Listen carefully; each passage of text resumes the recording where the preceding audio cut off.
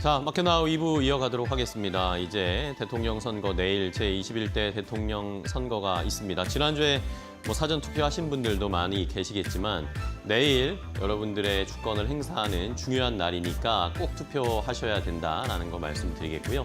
자, 우리 시장은 대통령 선거를 앞두고 오늘 어떻게 움직일지 또 대선이 끝나고 나서 어떻게 움직일지 많은 분들이 지금 고민하시고 예측을 하고 계획을 짜고 계실 것 같은데 오늘은 일단은 흐름이 좋습니다. 네. 삼성전자, SK하이닉스가 장 초반보다 상승 탄력이 높아지면서 코스피가 2,700선을 다시 회복하는 모습을 보여주고 있고, 자, 미국에서 트럼프 대통령이 관세 가지고 또 여러 가지 목리를 부리고 있는데 일단은 우리는 미국보다 내일 대선에 조금 더 초점을 맞추고 있는 상황입니다. 그래서 오늘 저희가 대선 후에 어떻게 전략을 세우셔야 할지 대선 특집으로 특별히 오늘 저희가 준비를 했죠. 네, 기대 많이 해주시고요. 그리고 시장은 전반적으로 워낙 강세 전략에 대해서 많이 이야기하는 듯합니다. 말씀해 주신 대로 대선 결과 보고 경기 부양의 의지 이런 부분으로 수급이 좀 유입될 수 있을지 기대를 하는 것 같아요. 그리고 달러 안정까지 더해지면 외국인 수급이 재차 유입될 수 있거든요. 그러면 증시 레벨업 요인이 될 수 있습니다. 6월 같은 경우에는 매물 소화 가능해요. 그런데 쉬고 난 이후에 상승 추세의 길이 열릴 수 있기 때문에 빠졌을 때 어떻게 보면은 비중 확대 전략이 유효하다라고 증권사에서는 주말 사이 분석하더라고요. 네. 참고해 보시면 좋을 것 같습니다. 네. 자, 이제 대선 관련해서 정책들 관련 종목들이 많이 올라왔거든요, 주가들이.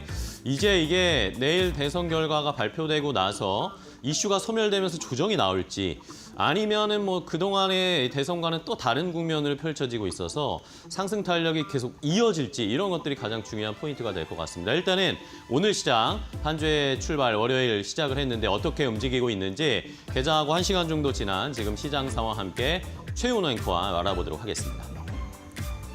네, 오늘은 6월의 첫 거래일입니다. 내일 중요한 정치적인 이벤트인 대통령 선거를 앞두고 있는 상황인데요.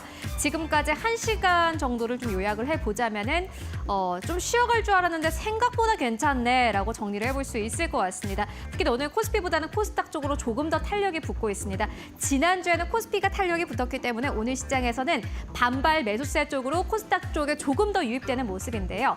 다만 대형주는 여전히 강합니다. 보시다시피 오늘 삼성전자가 1%대 강세 나오고 있습니다. IT 투톱 기업들이 오늘 시장에서 탄력을 받고 있는데요. 코스피 자체된 지수가 0.1% 강보합 수준에서 거래가 되고 있지만은 그래도 대형주들이 힘을 내주고 있는 그러한 장세입니다. SK하이닉스, 삼성전자 나란히 상승 탄력을 받아가고 있고요. 그리고 또 오늘 시장에서 방산업종도 꽤 괜찮습니다. 한화 에어로스페이스 3%대 상승 나오고 있고 LIS 넥스원도 역시나 마찬가지로 장 초반부터 지금까지 탄력을 받아오고 있습니다. 다만 이렇게 보시다시피 대형주가 강세 탄력을 보이고 있는데 지수가 강보합권에 머문다라는 것은 그만큼 빠지는 기업들도 많다라고 보시면 될 것 같습니다. 지금까지 강세 탄력을 보였던 오늘 시장에서 금융주들이 대체적으로 차익을 실현하려는 그런 매물들이 좀 나오고 있습니다. KB금융지주 오늘 시장에서 3%대 하락 나오고 있습니다. 시가총액 5위권과 6위권을 놓고 계속해서 다투고 있는 기업인데 오늘 시장에서는 한화 에어로스페이스 승입니다. 방산 쪽 잘 가고 있고요. 신한금융도 역시나 마찬가지로 오늘 시장에서 3%대 하락 나오고 있고 하나금융지주 보시다시피 3%대 하락세 나오고 있습니다. 그리고 오늘 시장에서 지주사들도 차익이 좀 실현되는 기업들 꽤나 눈에 보이는데요. SK스퀘어 2%대 하락, SK 같은 경우에는 0.7% 하락 나오고 있습니다. 일단 SK는 오늘 또 굉장히 긍정적인 투자 의견이 나왔습니다. 누가 대통령이 되든 지금 시장에서 가장 탄력이 좋은 기업은 아마 SK가 될 것이다라는 기대감도 나오고 있는데 오늘은 전반적으로 좀 정책과 엮이면서 상승 탄력이 강하게 나왔던 업종들 중심으로 빠르게 하락이 나오고 있고요. 다만 보시다시피 오늘 두산 에너빌리티 다시 한번 2.7%대 상승 탄력 붙습니다. 장 초반까지만 하더라도 하락세로 거래를 출발했었는데 바로 반발 매수 들어오고 있고요. 현대로템도 오늘 시장 굉장히 잘 갑니다. 5.9%대 상승. 오늘 어떻게 보면 시장의 주인공은 방산주다라고 보시면 될 것 같고요. 플랫폼 쪽 만나보시면 오늘 시장 보합권에서 거래가 되고 있고 그리고 오늘 게임주 안으로는 약간 희비가 엇갈립니다. 넥슨 게임주 오늘 시장 잘 가고 있는데 다른 크래프톤 같은 기업들은 약보합 수준에서 거래가 되고 있고요. LG화학 1.4%대 하락 나오고 있고요. 오늘도 철강주가 안 좋습니다. 포스코홀딩스 3%대 하락 나오고 있습니다. 그렇다면 업종별로 이번에 좀 들어가 볼까요? 네, 오늘은 확실히 좀 희비가 엇갈리고 있는 상황인데 보시다시피 앞서서 만나보셨지만 삼성전자, SK하이닉스 강한 반면에 또 하락이 깊게 나온 업종도 있습니다. 종목도 있는데 LNF 6%대 하락 나오네요. 좀 낙폭이 깊습니다. ST바이오센서 1.7%대 하락, 그리고 두산퓨어셀은 오늘 시장에서 4%대 강세 흐름 나오고 있고요. ESS, LFP, 2차 전지 쪽 같은 경우에는 사실 오늘 시장에서 약간의 희비가 좀 엇갈리는 모습 보여주고 있습니다. 코스모 신소재 1.8%대 상승 나오고 있고 LG 디스플레이 다시 한번 빠르게 좀 하락이 나오고 있는 모습 나옵니다. 2%대 하락, 그리고 LG 이노텍 약보합 수준에서 거래가 되고 있고요. 그렇다면 오늘 코스닥 쪽의 업종별 흐름은 어떨까요? 이어서 코스닥 만나보시죠. 네, 코스닥 같은 경우에는 알테오젠이 2%대 상승 나오고 있습니다. 알테오젠은 2주 전에 아주 깊은 조정을 거친 후에 지난주부터 오늘까지 그래도 주가 탄력은 꽤 괜찮은 상황입니다. 사실 오늘 코스닥 지수를 거의 이끌고 있는 상황이고요. 그리고 오늘 코스닥의 주인공이라고 할 수 있겠습니다. 제약, 에스테틱 쪽 계속해서 탄력이 붙고 있는 상황인데 결국에는 실적이 좋은 기업들 계속해서 주가 탄력 괜찮습니다. 휴젤 좀 쉬어갔다가 오늘 다시 한번 2%대 가깝게 상승.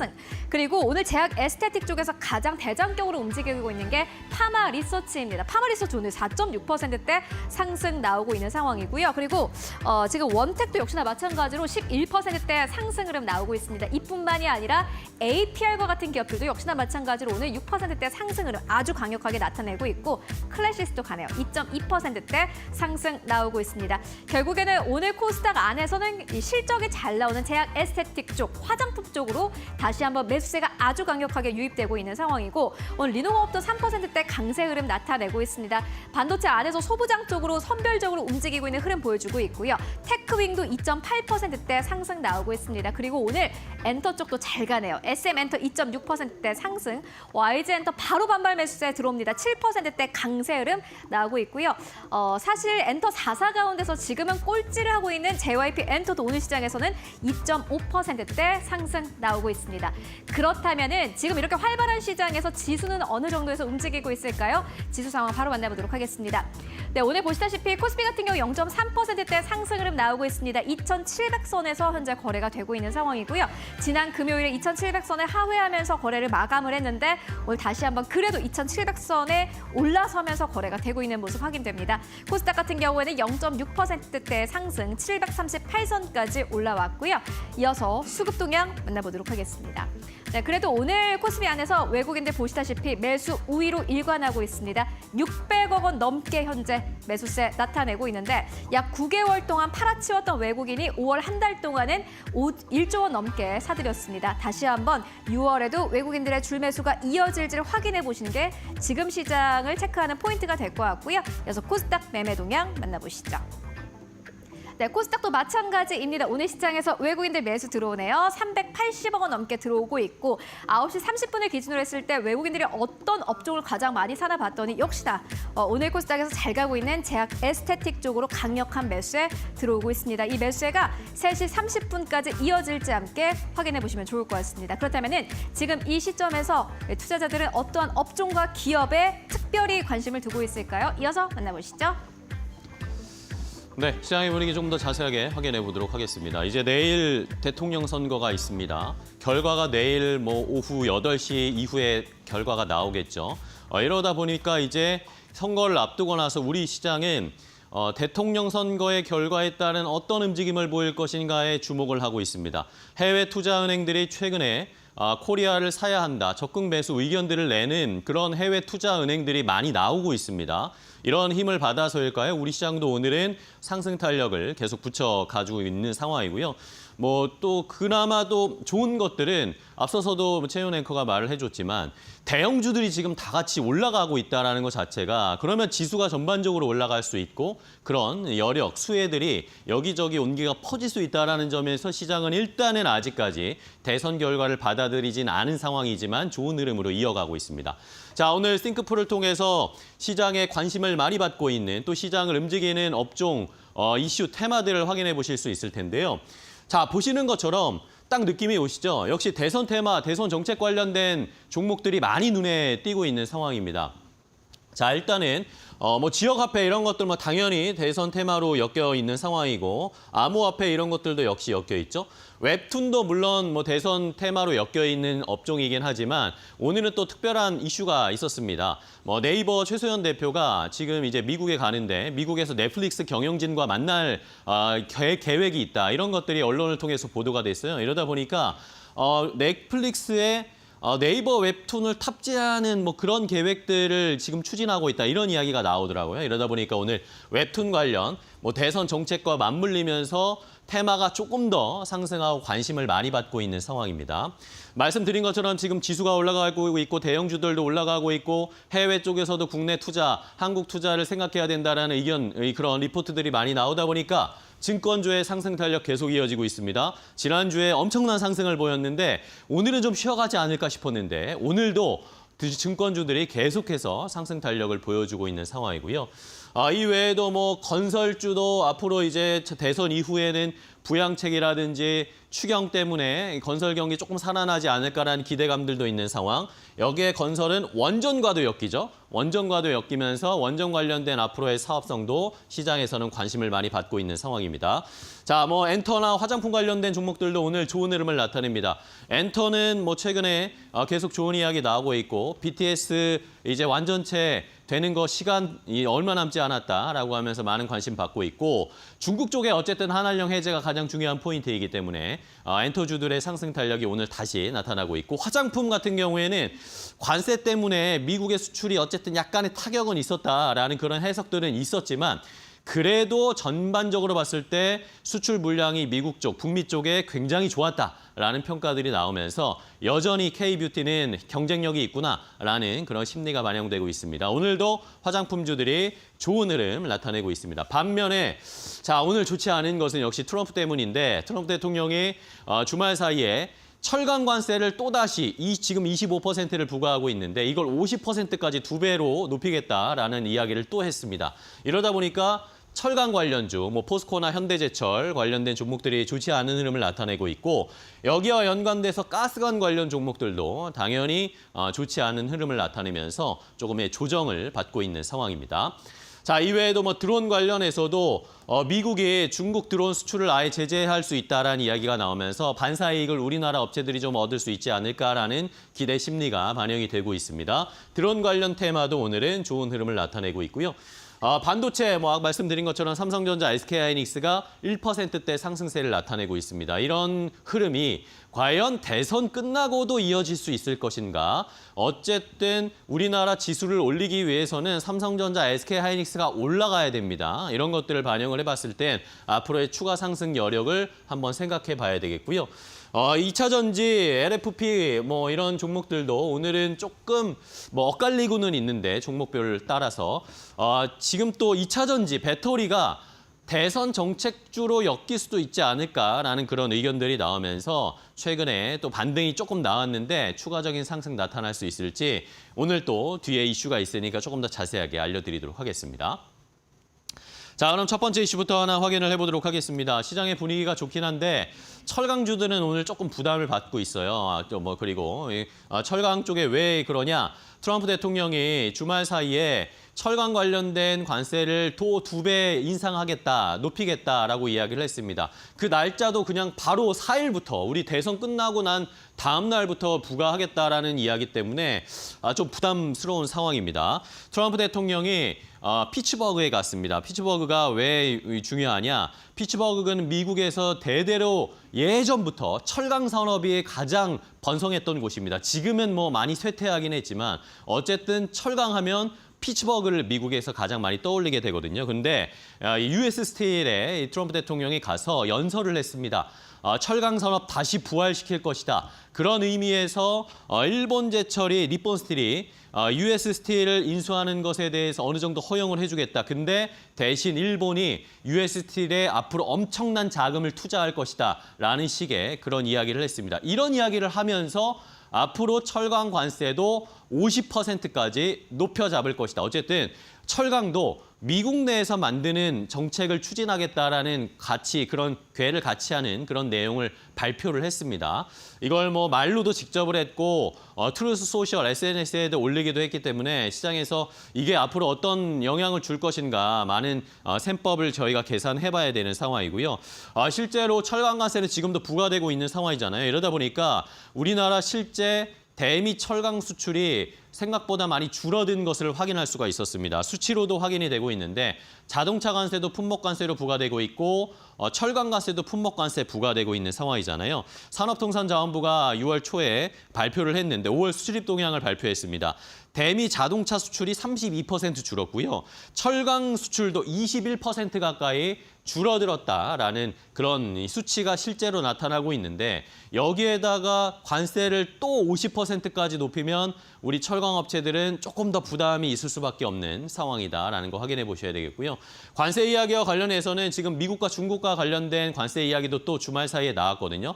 트럼프 대통령이 중국에 대해서 또 마음에 들지 않는다. 중국이 지금 펜타닐 뭐 이런 조치에 대해서 적극적으로 수행하지 않고 있기 때문에 다시 협상하거나 다시 관세 부과할 수도 있다. 이런 식의 언급을 했습니다. 물론 또 주말 사이에 베센트 재무장관이 트럼프 시진핑이 직접 얘기를 하면서 이것을 좀 해결을 할 수 있다라고 자신하고 있다라는 언급이 나왔지만 계속해서 지금 트럼프 대통령이 관세로 폭주를 하고 있는 상황입니다.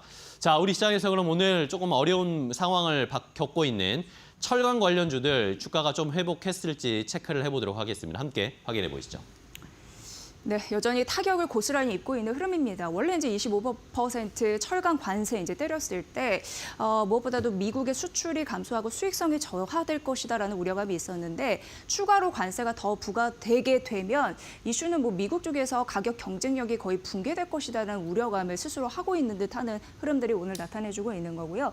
포스코 홀딩스 같은 경우에는 2.6% 그래도 다른 종목 대비해서는 낙폭은 좀 덜합니다. 그래도 오늘 6,500원 떨어지면서 24만 3,500원 선을 보여주고 있는 거고요. 자체적으로 전략들은 지속적으로 가지고 있어요. 뭐 철강이나 2차 전지 소재 관련해서 핵심 광물을 확보하기 위한 현지화 전략을 내세우고 있는 상황 속에서도 이런 흐름들이 나타나는 거고요.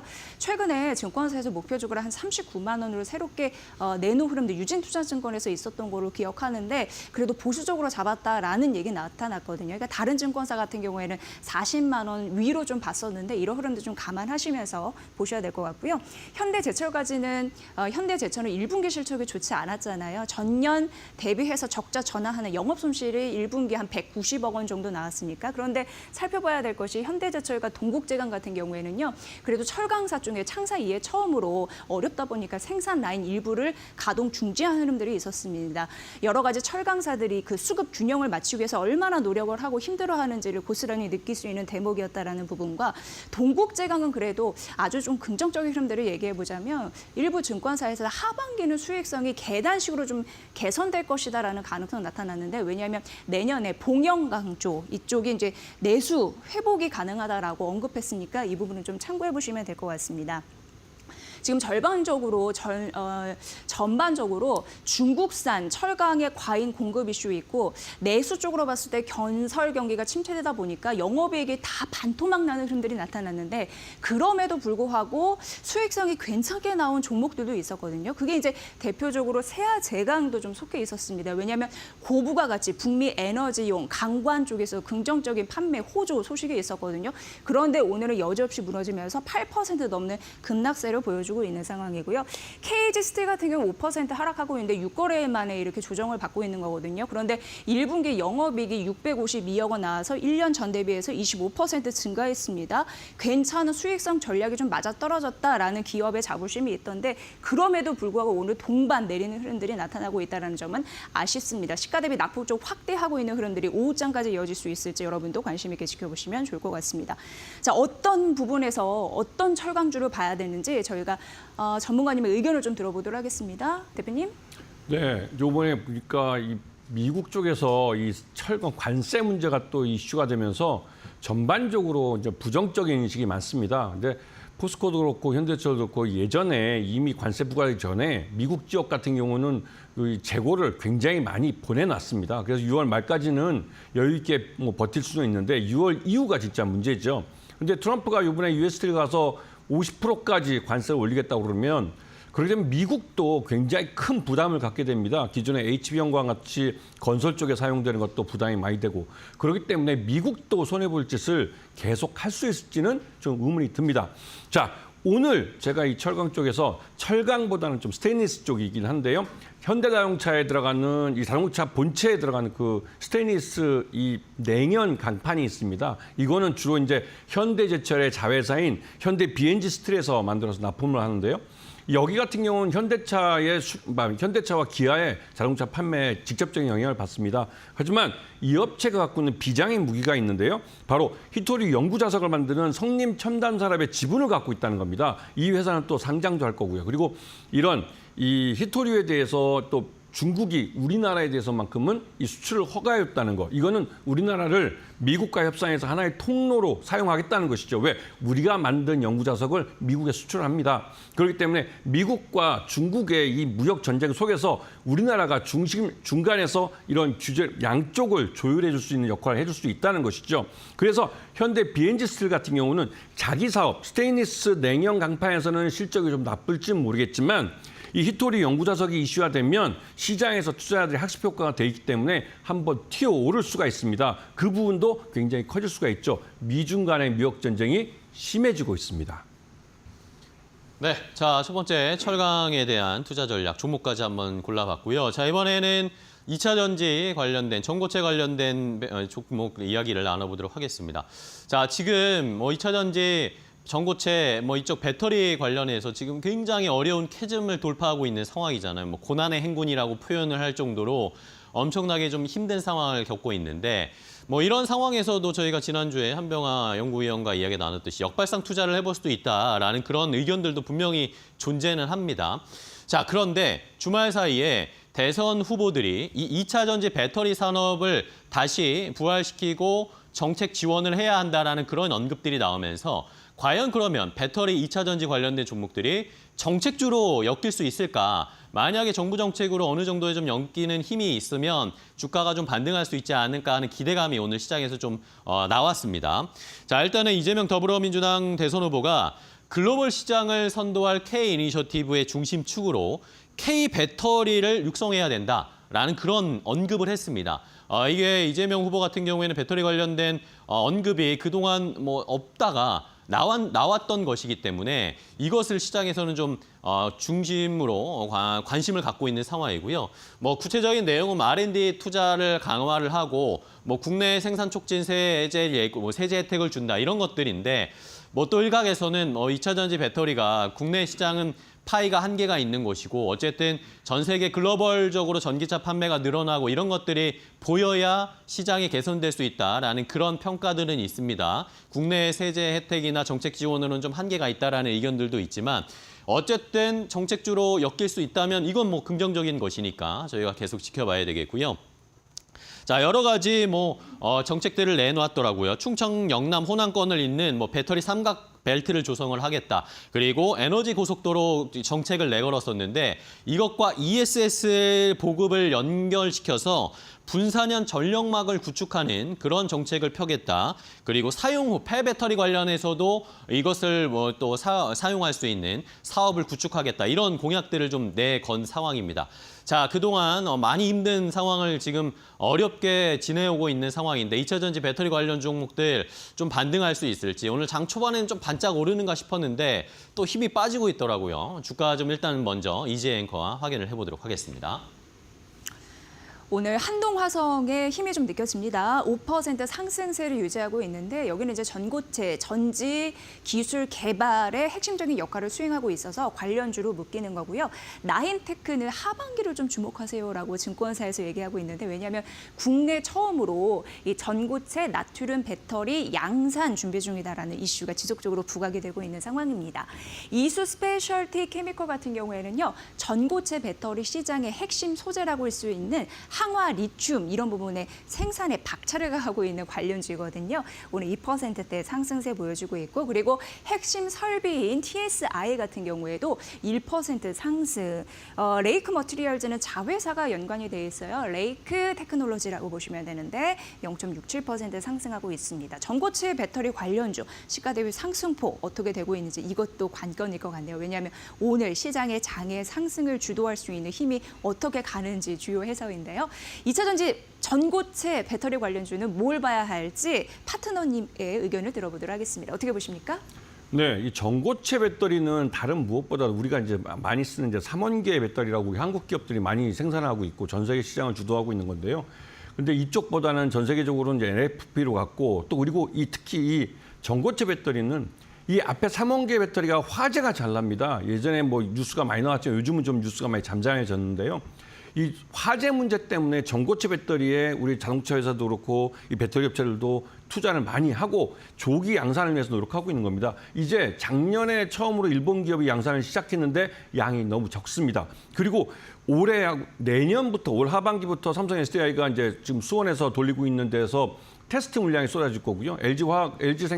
그러니까 LG 엔솔 같은 경우는 내년부터 양산을 할 거라고 얘기를 합니다. 그렇게 되면 현대차나 기아차, 전기차에 제일 먼저 장착이 될 것 같고요.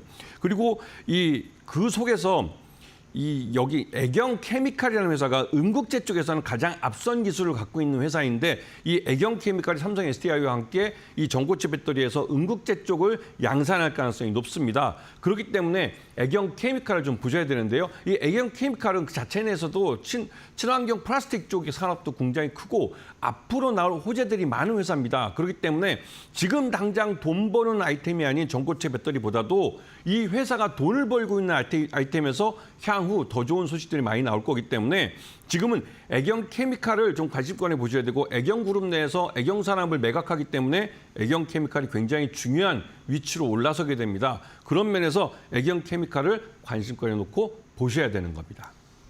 네, 알겠습니다. 2차 전지 애경 케미칼 시청자분들도 잘 참고를 해보시고요. 자, 마지막 이슈는 오늘 웹툰 관련주들이 잘 가고 있잖아요. 웹툰 관련주는 지난달에 이 대선 정책 테마로 엮이면서 웹툰주들이 굉장히 시세를 많이 분출했다가 최근에는 약간 힘이 빠진 듯한 양상이 있었는데 다시 웹툰 관련 종목들이 오늘 시세를 분출하고 있습니다. 이번에는 대선 테마보다는 네이버와 관련된 이야기인데 자, 지금 네이버 최수연 대표가 미국에 가 있는데 오는 5일에 미국의 실리콘밸리 현지에서 투자 네트워킹 행사에 참여하기 위해서 최수연 대표가 미국에 간답니다. 근데 이 자리에서 넷플릭스 경영진들과 만나는 미팅 자리가 지금 계획되어 있다라는 소식이 언론을 통해서 보도가 된 상황입니다.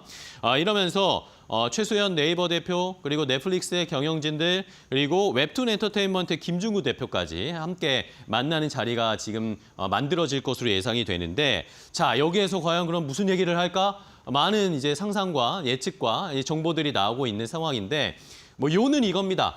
넷플릭스 서비스에 웹툰 컨텐츠를 탑재하는 이런 아마 딜을 할 것이다라는 그런 얘기들이 많이 나오고 있는 상황입니다. 자, 이미 네이버와 넷플릭스는 지금 협업을 많이 하고 있는 상황입니다. 이미 네이버 웹툰에서 많은 인기를 끌었던 뭐 스위트홈이라든지 지금 우리 학교는이라든지 아니면 최근에 중증외상센터 이런 웹툰 기반의 드라마를 넷플릭스에 제작해서 꽤나 좋은 그런 흥행을 펼쳤잖아요. 이런 것 때문에 네이버와 지금 넷플릭스가 나름 신뢰관계를 형성하고 있습니다. 여기에다가 네이버 멤버십 사용하시는 분들 계실 텐데 네이버 멤버십을 사용하면 자연스럽게 넷플릭스 구독이 연동이 됩니다. 이런 것들도 서비스를 같이 추진을 하면서 함께 손을 잡는 모양새들을 많이 보여줬는데 자, 이번에는 웹툰도 이 넷플릭스에 탑재할 수 있다라는 겁니다. 지금 여러분들이 뭐 넷플릭스를 통해서 콘텐츠, 드라마, 영화나 많이 보시겠지만 사실 게임도 이 넷플릭스에 탑재가 되어 있습니다. 이것처럼 게임 카테고리처럼 웹툰 카테고리를 만들 수도 있다라는 것입니다. 그렇게 되면 자연스럽게 네이버 웹툰, 네이버 이런 업체들이 그리고 또 우리나라 콘텐츠 업체들, 웹툰 만드는 업체들이 자연히 수혜를 볼 수 있을 것이다라는 기대감이 커지고 있는 상황이고요. 실제 5일에 그리고 그 뒤에 어떤 이슈들이 나올지 뉴스 플로우를 잘 확인하면서 이 이슈들, 웹툰 관련된 이슈들은 좀 체크를 해보셔야 되겠습니다. 자, 여기에다가 지난달에 이미 대선 정책주로 지금 웹툰주들이 엮여 있기 때문에 만약에 이 대선이 끝나고 나서도 이 웹툰 관련된 정책이 개선 추진된다. K 컨텐츠에 대한 투자나 정책 지원들이 많이 이어지게 된다면 시너지가 나겠죠. 넷플릭스와 정부 정책 플러스 알파로 이런 시너지가 날 수 있기 때문에 지금 이 웹툰 관련된 종목들의 주가 흐름이나 위치들을 잘 파악하셔야 할 것 같습니다. 자, 그럼 오늘 웹툰 관련 종목들 상승 탄력 어느 정도 나오고 있을까요? 함께 확인해 보겠습니다. 자, 네이버는요, 장중에 19만 5,400원까지는 올라갔더라고요. 현재는 그냥 강보합권 상승 추세를 유지하고 있다라고 이제 파악이 되고 있는 거고, 미스터 블루는 무역 장르에서 굉장히 독보적인 힘을 갖고 있어요. 그래서 자체 IP 무역 관련해서 갖고 있고, 이게 네이버 웹툰에 이렇게 보면은 무역 장르 80% 점유율을 차지하고 있다라는 점 좀 특이사항이니까 살펴보시면 될 것 같고요. 현재 가장 큰 수혜 기대감이 있을까요? 18% 넘는 급등세로 1,572원 가리키고 있습니다. 핑거스토리 같은 경우에는 네이버뿐만 아니라 카카오와 계약을 체결해서 해외 진출 가능성도 높아지는 상황이고요. 10% 넘는 급등세를 현재 연출을 하고 있습니다. Y랩은 네이버 웹툰에 뭐 웹툰 같은 거를 이제 대고 있는 상황인데 네이버 웹툰의 지분을 좀 갖고 있어요. 네이버 웹툰이 Y랩의 지분을 갖고 있는 거죠. 그래서 한 9.5% 정도 갖고 있는 것으로 확인되고 있고요. DNC 미디어 같은 경우에도 네이버 웹툰에 웹툰을 납품한다. 이렇게 관련주로 묶이면서 9% 상승세 16,780원 선을 기록을 하고 있습니다. 웹툰 관련주 긍정적인 호재 때문에 오늘 활짝 웃고 있네요. 이 중에서 뭘 봐야 할지 파트너님의 의견 여쭤보도록 하겠습니다. 네. 이 웹툰 쪽은 예전에 한 달여 전인가요? K 콘텐츠를 국가 전략산으로 지정하겠다 이 말이 나오면서 엄청 또 올랐습니다. 근데 그렇게 하는 이유가 있습니다. 국가 전략산업이 되면 우리들의 세금으로 지원을 받게 되고 각종 혜택을 받게 되는데요. 그렇게 해주는 이유는 이 웹툰도 그렇고 웹소설도 그렇고 여기서 나온 IP들이 새로운 다른 드라마나 영화나 게임이나 다양한 플랫폼으로 연결되면서 새로운 수익을 만들어낼 수 있는 월소스 멀티 유스 전략을 대표적으로 사용할 수 있는 분야이기 때문에 그렇습니다. 이 말뜻은 일자리를 많이 만들어낼 수 있고 특히나 청년 실업 문제를 해결할 수 있는 청년 일자리들을 많이 만들어낼 수 있는 그런 산업이라는 그런 의미입니다. 그중에서도 Y랩 같은 경우 대표적으로 지금 이 웹툰을 유통하는 회사로만 알고 계시지만 드라마를 많이 만들었습니다. 여러분이 직접 보신 드라마도 한 2편, 3편 정도로 알고 있고 여기 Y랩의 이 IP들, 즉 웹툰들은 다양한 드라마로 만들어지면서 그 드라마에 나오는 그 세계관을 공유하고 있습니다. 그러면서 이걸 앞으로 더 확장해 갈 거라고 하고 그런 면에서 실적도 앞으로 이 드라마 초기이기 때문에 작년 실적 별로 안 좋았지만 앞으로 이 만들어지는 드라마 횟수가 많아지거나 영상들이 많아지면 실적이 점점 좋아지게 됩니다. 아울러서 더 길게 보시면 올 하반기에 중국에서 한한령 해제했을 때 여기서 우리가 만든 드라마들을 구작들이 되겠죠. 이미 제작비를 다 뽑은 작품들을 중국이다 판매할 수가 있습니다. 그렇게 될 경우 Y랩 같이 이러한 컨텐츠들을 많이 갖고 있는 또 앞으로 많이 갖게 될 회사들의 기업 가치는 재평가를 받게 되겠죠. 그렇기 때문에 이 Y랩 같은 업체들을 잘 보셔야 될 타이밍입니다. K 웹툰의 힘이 더 강해졌으면 좋겠습니다. 관련주의 힘도 여러분 함께 체크해 보세요. 네. 자, 정책주로서 또 넷플릭스의 이슈가 있는 컨텐츠주까지 봤고요. 그럼 이제 오늘 전략을 좀 세워보고 종목들도 살펴봐야 될 텐데 내일 이제 대선입니다. 이제 오늘만 지나가면 대선 후의 시장을 우리가 맞닥뜨려야 하는데 김태훈 파트너님은 전략 어떻게 세우고 계신지 또 어떤 종목을 공략해보는 게 좋을지 전략 궁금합니다. 자, 내일 아마 한 8시, 아니 그 전에 출구조사가 나오는 게 8시인가요? 그때부터 이제 사람들이 TV를 많이 볼 겁니다. 그리고 앞으로 약 한 달여 동안은 새로운 정보가 들어서고 그 조각이나 이런 부분에 대해서 얘기가 나오면서 인물 하마평 나오고 사람들이 TV 뉴스를 봐야 될 그런 이유가 많아집니다. 그러면서 이 SBS 같이 서울 방송이죠. 이런 민영 방송 같은 경우는 이 많이 사람들이 보면 시청률이 올라가고 당연히 광고도 많이 붙게 됩니다. 그러면서 광고 판매 수익이 늘어나죠. 그리고 이게 한 달여 지나면 그 다음부터 하반기가 시작되는데요. 그렇게 되면 지금 이 SBS가 만들고 있는 컨텐츠들이 있습니다. 그런데 요즘 우리나라 이 방송국들이 이 자기들이 만든 콘텐츠들을 자기 플랫폼에서 공개할 뿐만 아니라 넷플릭스랑 계약을 맺어서 넷플릭스 통해서 방영을 해요. 그러다 보니 시청률이 보면 SBS 자체는 낮습니다. 하지만 넷플릭스 통해서 전 세계에 런칭되면서 전 세계에 좋은 실적을 내고 있죠. 그런 면에서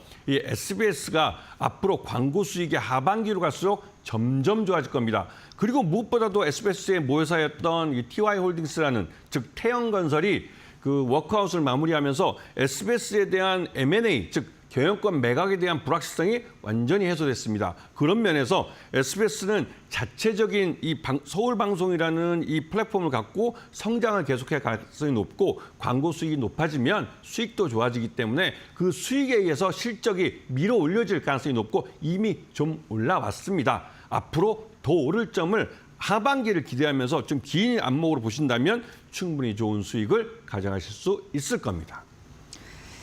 조기 대선 이후에 상승률이 크게 날 수 있는 종목도 옥석 가리기 필요한데요. 그 모멘텀 잘 챙겨보시길 바라겠습니다. 네.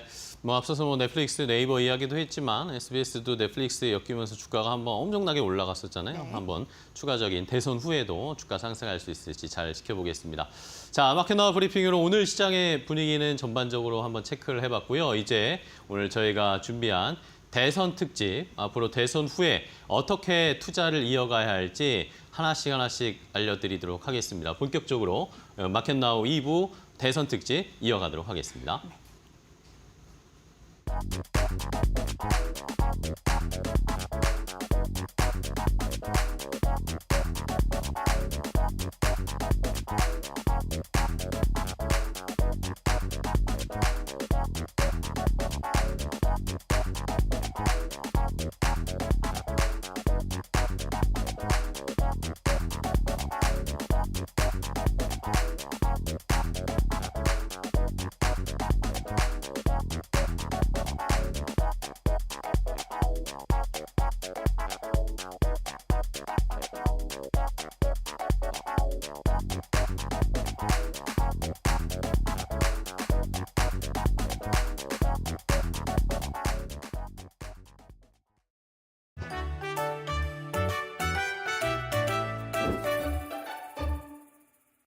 대한민국의 21대 대선 이제 얼마 남지 않았는데요. 대선을 앞두고 후보들의 다양한 정책들이 쏟아지고 있습니다. 수백조 원 규모의 인프라 투자부터 복지 확대, 지역 개발 사업, 그리고 미래 산업 육성까지. 그런데 문득 우리나라에 저렇게 많은 돈이 있어? 라고 생각이 드신 분들 없으신가요? 그래서 오늘은 나라 살림의 건강 상태를 알려주는 지표, 관리재정수지에 대해 알려드리려고 합니다. 사실 국가도 가게나 기업처럼 수입과 지출이 있습니다. 정부가 세금이나 각종 수입으로 돈을 벌고 그 돈을 예산으로 국가의 사업에 사용하는 거죠. 이 재정 상황을 객관적으로 보여주는 지표가 관리재정수지인 것이죠. 관리재정수지는 정부의 재정 건전성을 평가할 때 사용하는 중요한 지표 중 하나인데요. 쉽게 말해 정부의 총수입에서 총지출을 뺀 값입니다. 여기서 말하는 총수입과 총지출에는 중앙정부뿐만 아니라 지방정부 그리고 사회보장기금까지 모두 포함됩니다. 즉, 정부 전체의 돈의 흐름을 한눈에 파악할 수 있는 지표라고 할 수 있습니다. 여기서 중요한 건 국민연금이나 고용보험 같은 사회보장성 기금 수지는 제외한다는 점입니다. 왜냐하면 이런 기금은 정부가 당장 쓸 수 있는 돈이 아니거든요. 그래서 관리재정수지는 이러한 사회보장성 기금의 수지를 빼고 정부가 실제로 관리하고 책임져야 하는 재정의 상태를 보여줍니다. 쉽게 말해 정부의 실질적인 재정 상태를 나타내는 지표라고 할 수 있습니다. 만약 관리재정수지가 적자라면 정부가 실제로 쓸 수 있는 돈보다 더 많이 쓰고 있다는 뜻이고, 흑자라면 정부가 재정을 비교적 건전하게 운영하고 있다는 신호입니다. 현재 대한민국의 관리재정수지는 적자 상태인데요. 최근 몇 년간 코로나19 대응과 경기 둔화 등으로 인해 관리재정수지 적자가 크게 확대되었고, 앞으로도 세입 여건이 악화될 경우 적자 폭이 더 커질 수 있다는 전망도 나옵니다. 때문에 정부가 재정 건전성 유지를 위해 지출 구조 조정 등 신중한 재정 운용이 필요하다는 지적들도 나오고 있죠. 결국 중요한 건 단순히 공약이 크고 화려하냐보다 나라 살림과 국민 부담, 미래 세대의 재정 건전성까지 함께 고민하는 것 아닐까요? 저희가 대한민국의 살림도 시청자 여러분의 살림도 건강하고 풍성하도록 앞으로도 좋은 정보 빠르게 전달해 드릴게요. 그럼 다음 시간에 더 좋은 정보로 찾아올게요. 오늘도 시청해 주셔서 감사합니다.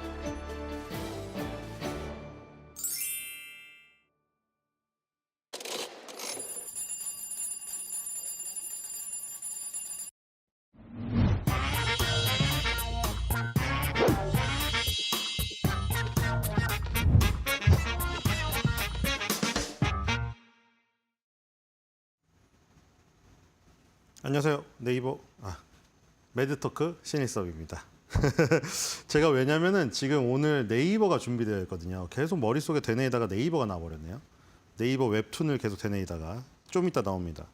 자, 트럼프 미국 철강산업 보호막 50% 대관세 부과, 팔란티어 테크 트럼프 테크 탄압, 네이버 웹툰 넷플릭스 소재로 채택, 웹툰주 급등세, 미스터 블루 특징주입니다. 자, 지금 뭐 속보 보니까 뭐 중국에서 또 발끈한다는 뭐 소식이 나오고 있는데, 왜냐하면 트럼프가 그 스위스 제네바에서 열렸던 그 협상이 있잖아요. 물론 트럼프가 직접 참여하진 않았고 스콧 베센트 그 재무부 장관이랑 중국의 그 이름이 기억 안 나죠. 그 총리 무역 그 협의 그 대상자랑 했을 때 그 협정에 대해서 뭐 위반을 했다. 그러니까 정확히 어떤 부분에서 위반했는지는 찝지 않았어요, 트럼프가. 그래서 그 위반했다고 얘기한 것 때문에 이제 또 중국이 발끈했습니다. 근데 그동안 이제 그 중국이 그냥 발끈하는 건 당연한데 중국은 무조건 발끈하죠. 왜냐하면 중국은 자기네 위상이 이제 탑2, 미국하고 동등한 선에 서 있다고 생각한 지가 오래됐어요. 그래서 미국이 뭐 말만 하면 무조건 일단 발끈한다고 나옵니다. 그렇죠? 근데 여기서 이제 뭔지는 모르겠는데 일단 이 부분을 지금 트럼프가 만약에 계속해서 그동안 얘기했던 바람만 그냥 얘기를 일단 던지는 거예요. 그렇죠? 그동안 너무 많이 봐왔잖아요. 뭔가 던져서 발끈해서 나오게 만들잖아요, 이게 보면은 그러니까 악의가 정말 그게 있는, 모든 행동에 다 악의가 있는 건지 아니면은 그냥 전략적으로 던지는지 그거는 트럼프 본인만이 알겠죠. 왜냐면 너무 많이 던지니까. 하루에도 뭐 미끼를 어마어마하게 던지잖아요. 그게 전부 악의로 그런 건 또 아닌 것 같기도 한데 정말 싫어해서 악의로 한 것도 몇 개 있겠죠. 근데 모르겠는데 일단 던집니다. 그래서 그 미끼를 물어가지고 나오면 거기서 이제 풀어가요. 패턴이 맨날 똑같잖아. EU한테도 바로 전에 EU한테도 뭐라고 했습니까? 50% 관세 부과했다고 던졌잖아요. 근데 던진 게 50% 관세 부과를 처음부터 하려고 했던 목적이 아닌 게 바로 드러나잖아요. 50% 관세 부과해놓고 갑자기 7월 9일로 연기한다. 그러니까 이게 나오게 만들려는 거예요. 나오게. 그러니까 지금 중국한테 한 것도 분명히 자기가 생각했던 것만큼 지금 속도가 안 붙으니까 중국 발끈하게 하는 거 뭔가 하나 건드리는 거 던진 거예요, 지금. 그렇죠? 왜 제네바 협정을 무시하고 협정을 깨트리느냐? 그러니까 중국은 만약에 저도 뭐 중국을 아주 좋아하진 않습니다만 정말 중국이 정말로 우리는 열심히 협상에 임하려고 하는 자세가 있는데 그건 모르겠어요. 그냥 만약에 협상에 임하려고 하는 정말 자세가 되어 있는데 트럼프가 괜히 딴지를 건 거라면 정말 억울해서 그런 발언이 나올 수도 있었겠죠. 근데 그건 또 몰라요. 중국이 정말로 하기 싫은 지금 미국 얘기 듣기도 싫은데 정말 듣기도 싫었는데 계속 그런 얘기를 하니까 정말 짜증이 나서 한 얘기일 수도 있어요. 근데 어쨌든 간에 지금 둘이 그런 얘기가 계속 주고받고 있다. 그리고 이제 철강 산업을 보호한다고 이제 50% 관세를 또 이게 정말 어떻게 될지 알 수가 없는 상황인데 25%도 많았잖아요, 이게. 거기서 이제 2배를 올린다고. 그 내용에 그 어제 피츠버그의 그 철강 공장 가갖고 이제 연설하는 한 건데 거기서 이제 그런 얘기까지 해서 이제 내가 원래 50% 원한 거 아니다, 이거. 내가 이 근로자들이나 이 지금 철강 사장님한테 USD 사장님한테 물어봤더니 40% 정도면은 괜찮을 것 같다 해서 40% 정도로 하려고 했는데 여러분들 완벽하게 지키려고 50%를 했다. 또 뭐 이런 얘기도 했어요. 어쨌든 간에 이 수치 자체가 어마어마합니다, 이게. 50%를 또 매겨버리니까 이게 지금 또 난리가 났어요. 주변에 지금 철강을 팔아야 되는 그 회사들, 캐나다, 멕시코, 독일 이런 회사들이 주로 그 미국에다 철강을 팔고 있는데 갑자기 날벼락으로 50% 관세를 받게 됐습니다. 그렇기 때문에 이제 철강 팔기도 또 힘들어지는 상황이죠. 자, 이 지금 다우존스부터 보겠습니다. 다우존스 유일하게 일단 0.13을 13% 플러스를 기록을 했네요. 그렇죠? 맨날 그 다우존스 지수가 4대 지수 중에 조금 떨어졌는데 자, 금요일 날은 혼자 플러스를 기록하면서 그렇죠? 기분이 다우가 사람이라면 기분이 좀 좋지 않았을까 이런 의인화를 해보고요. 자, 월봉에서 20개월 선의 지지를 받으면서 지금 끝나는 상황이고요. 6월 달에 시작이 됐군요.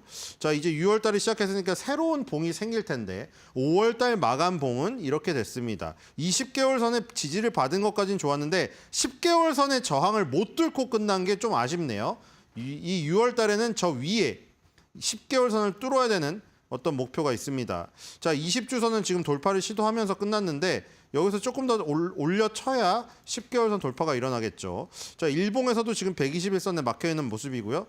0.13% 플러스를 기록했으니까 어쨌든 그렇죠. 띄었죠. 눈에 띄었습니다. 자, 월마트가 1위를 기록했네요. 자, 월마트, 뭐 아마존 요즘에 얘네도 힘들죠. 왜냐면 월마트, 아마존도 솔직히 그 오프라인의 어떤 대명사, 온라인의 대명사인데 아마존이 솔직히 공룡이어가지고 다 먹는다고 다 박살을 냈잖아요. 모든 거를. 근데 그중에 살아남은 게 이제 월마트, 코스트코 살아남았잖아요. 오프라인인데도. 그러니까 이제 어떻게 보면 오프라인의 월마트, 코스트코, 그다음에 아마존이 온라인과 오프라인을 점령하는, 그리고 어떻게 보면 아마존은 뭐 그냥 예전처럼 그런 도서관 회사가 아니죠. 처음에 이제 책 파는 회사로 시작했다가 뭐 만물을 파는 회사가 됐다가 이제는 인공지능의 총화가 되었죠. 자, 그다음에 암젠입니다. 자, 암젠 1.64. 저번에 바이오젠이랑 비교해드렸는데 암젠은 그래도 굳건하게 꾸준히 올라가고 있습니다. 바이오젠이 지금 그때 얘기 들었다시피 이 아이템 자체가 좀 어려운 아이템들이잖아요. 다발경화성 치료제에다가 알츠하이머 이런 거라 좀 어렵고 암젠은 꾸준히 갑니다. 바이오 투톱이죠. 자, 버라이존 있고 유나이티드 헬스. 유나이티드 헬스 요즘에 그래도 좀 바닥에서 오르는데 그쵸? 너무 타격을 크리티컬하게 입어가지고 회복이 얼른 될런지 모르겠어요. 존슨앤존슨, 월트 디즈니, 셔인 윌리엄스, 코카콜라까지 모두 다 플러스에 올려놨습니다. 자, 나스닥을 보겠습니다. 조그매져 버렸네요. 자, 나스닥 0.32 마이너스가 났고요. 자, 이건 월봉에서 지금 10개월 선까지 돌파하면서 지난달을 마감했죠. 자, 이렇게 되면 6월 달에 시작도 아주 좋은 흐름에서 시작할 수가 있겠고요. 6월 달에는 2만 선 돌파를 아마 시도할 것 같습니다. 자, 2만 선을 돌파해서 2024년도 12월 달에 2만 204. 저기를 이번 달에 한번 도전해 볼 만한 지금 상황을 만들어 놓고 지금 5월 달에 마무리가 됐고요. 자, 나스닥에서는 100에서는 지금 디스케일러가 거의 10% 올랐군요. 9.79%. 그다음에 팔란티어가 7.73, 팔로알토가 3.55네요. 자, 여기서 지금 보안주로 굳이 분류를 하자면은 세 개 다 보안주로 분류할 수도 있어요. 자, G스케일러가 일단 그 클라우드 보안의 강자죠. 요즘에 클라우드가 워낙 사실 뭐 원래도 그 클라우드가 굉장히 크고 있었는데 코로나로 인해서 더 커졌죠. 코로나 때 이제 아예 우리 회사 사람들은 회사 나오지 마, 다 재택근무해 이러다 보니까 그럼 회사의 컴퓨터에 어떻게 접근을 해요? 마스크 끼고 몰래 들어가가지고 오염시키면은 저기 질병관리청에서 잡혀갑니다. 그래서 이제 회사 컴퓨터에 접근을 해야 되는데 집에서 해야 되는 거죠. 그러니까 클라우드로 접근을 해야 되는데 이제 그게 보안이 문제가 되는 거죠. 그게 이제 어떻게 보면은 그 직원들이 집에서 하다 보니까 어떤 도덕적 해이가 일어날 수도 있는 것이고, 그렇죠? G스케일러가 이제 클라우드 보안의 강자로서 어제 10% 가까이 올랐고요. 팔란티어는 뭐 지금 사실 지난해에 가장 뜨거웠던 종목인데 이번 해에도 뜨겁습니다. 지난해 100달러를 돌파하더니 이번에 130달러 수준에 있네요. 그렇죠? 그리고 마피아, 지금 페이팔 마피아라고 불리는 수장이 이끌고 있는 것이고, 팔로알토도 지금 국방, 보안, 뭐 방산주 쪽으로도 연관이 될 수가 있죠.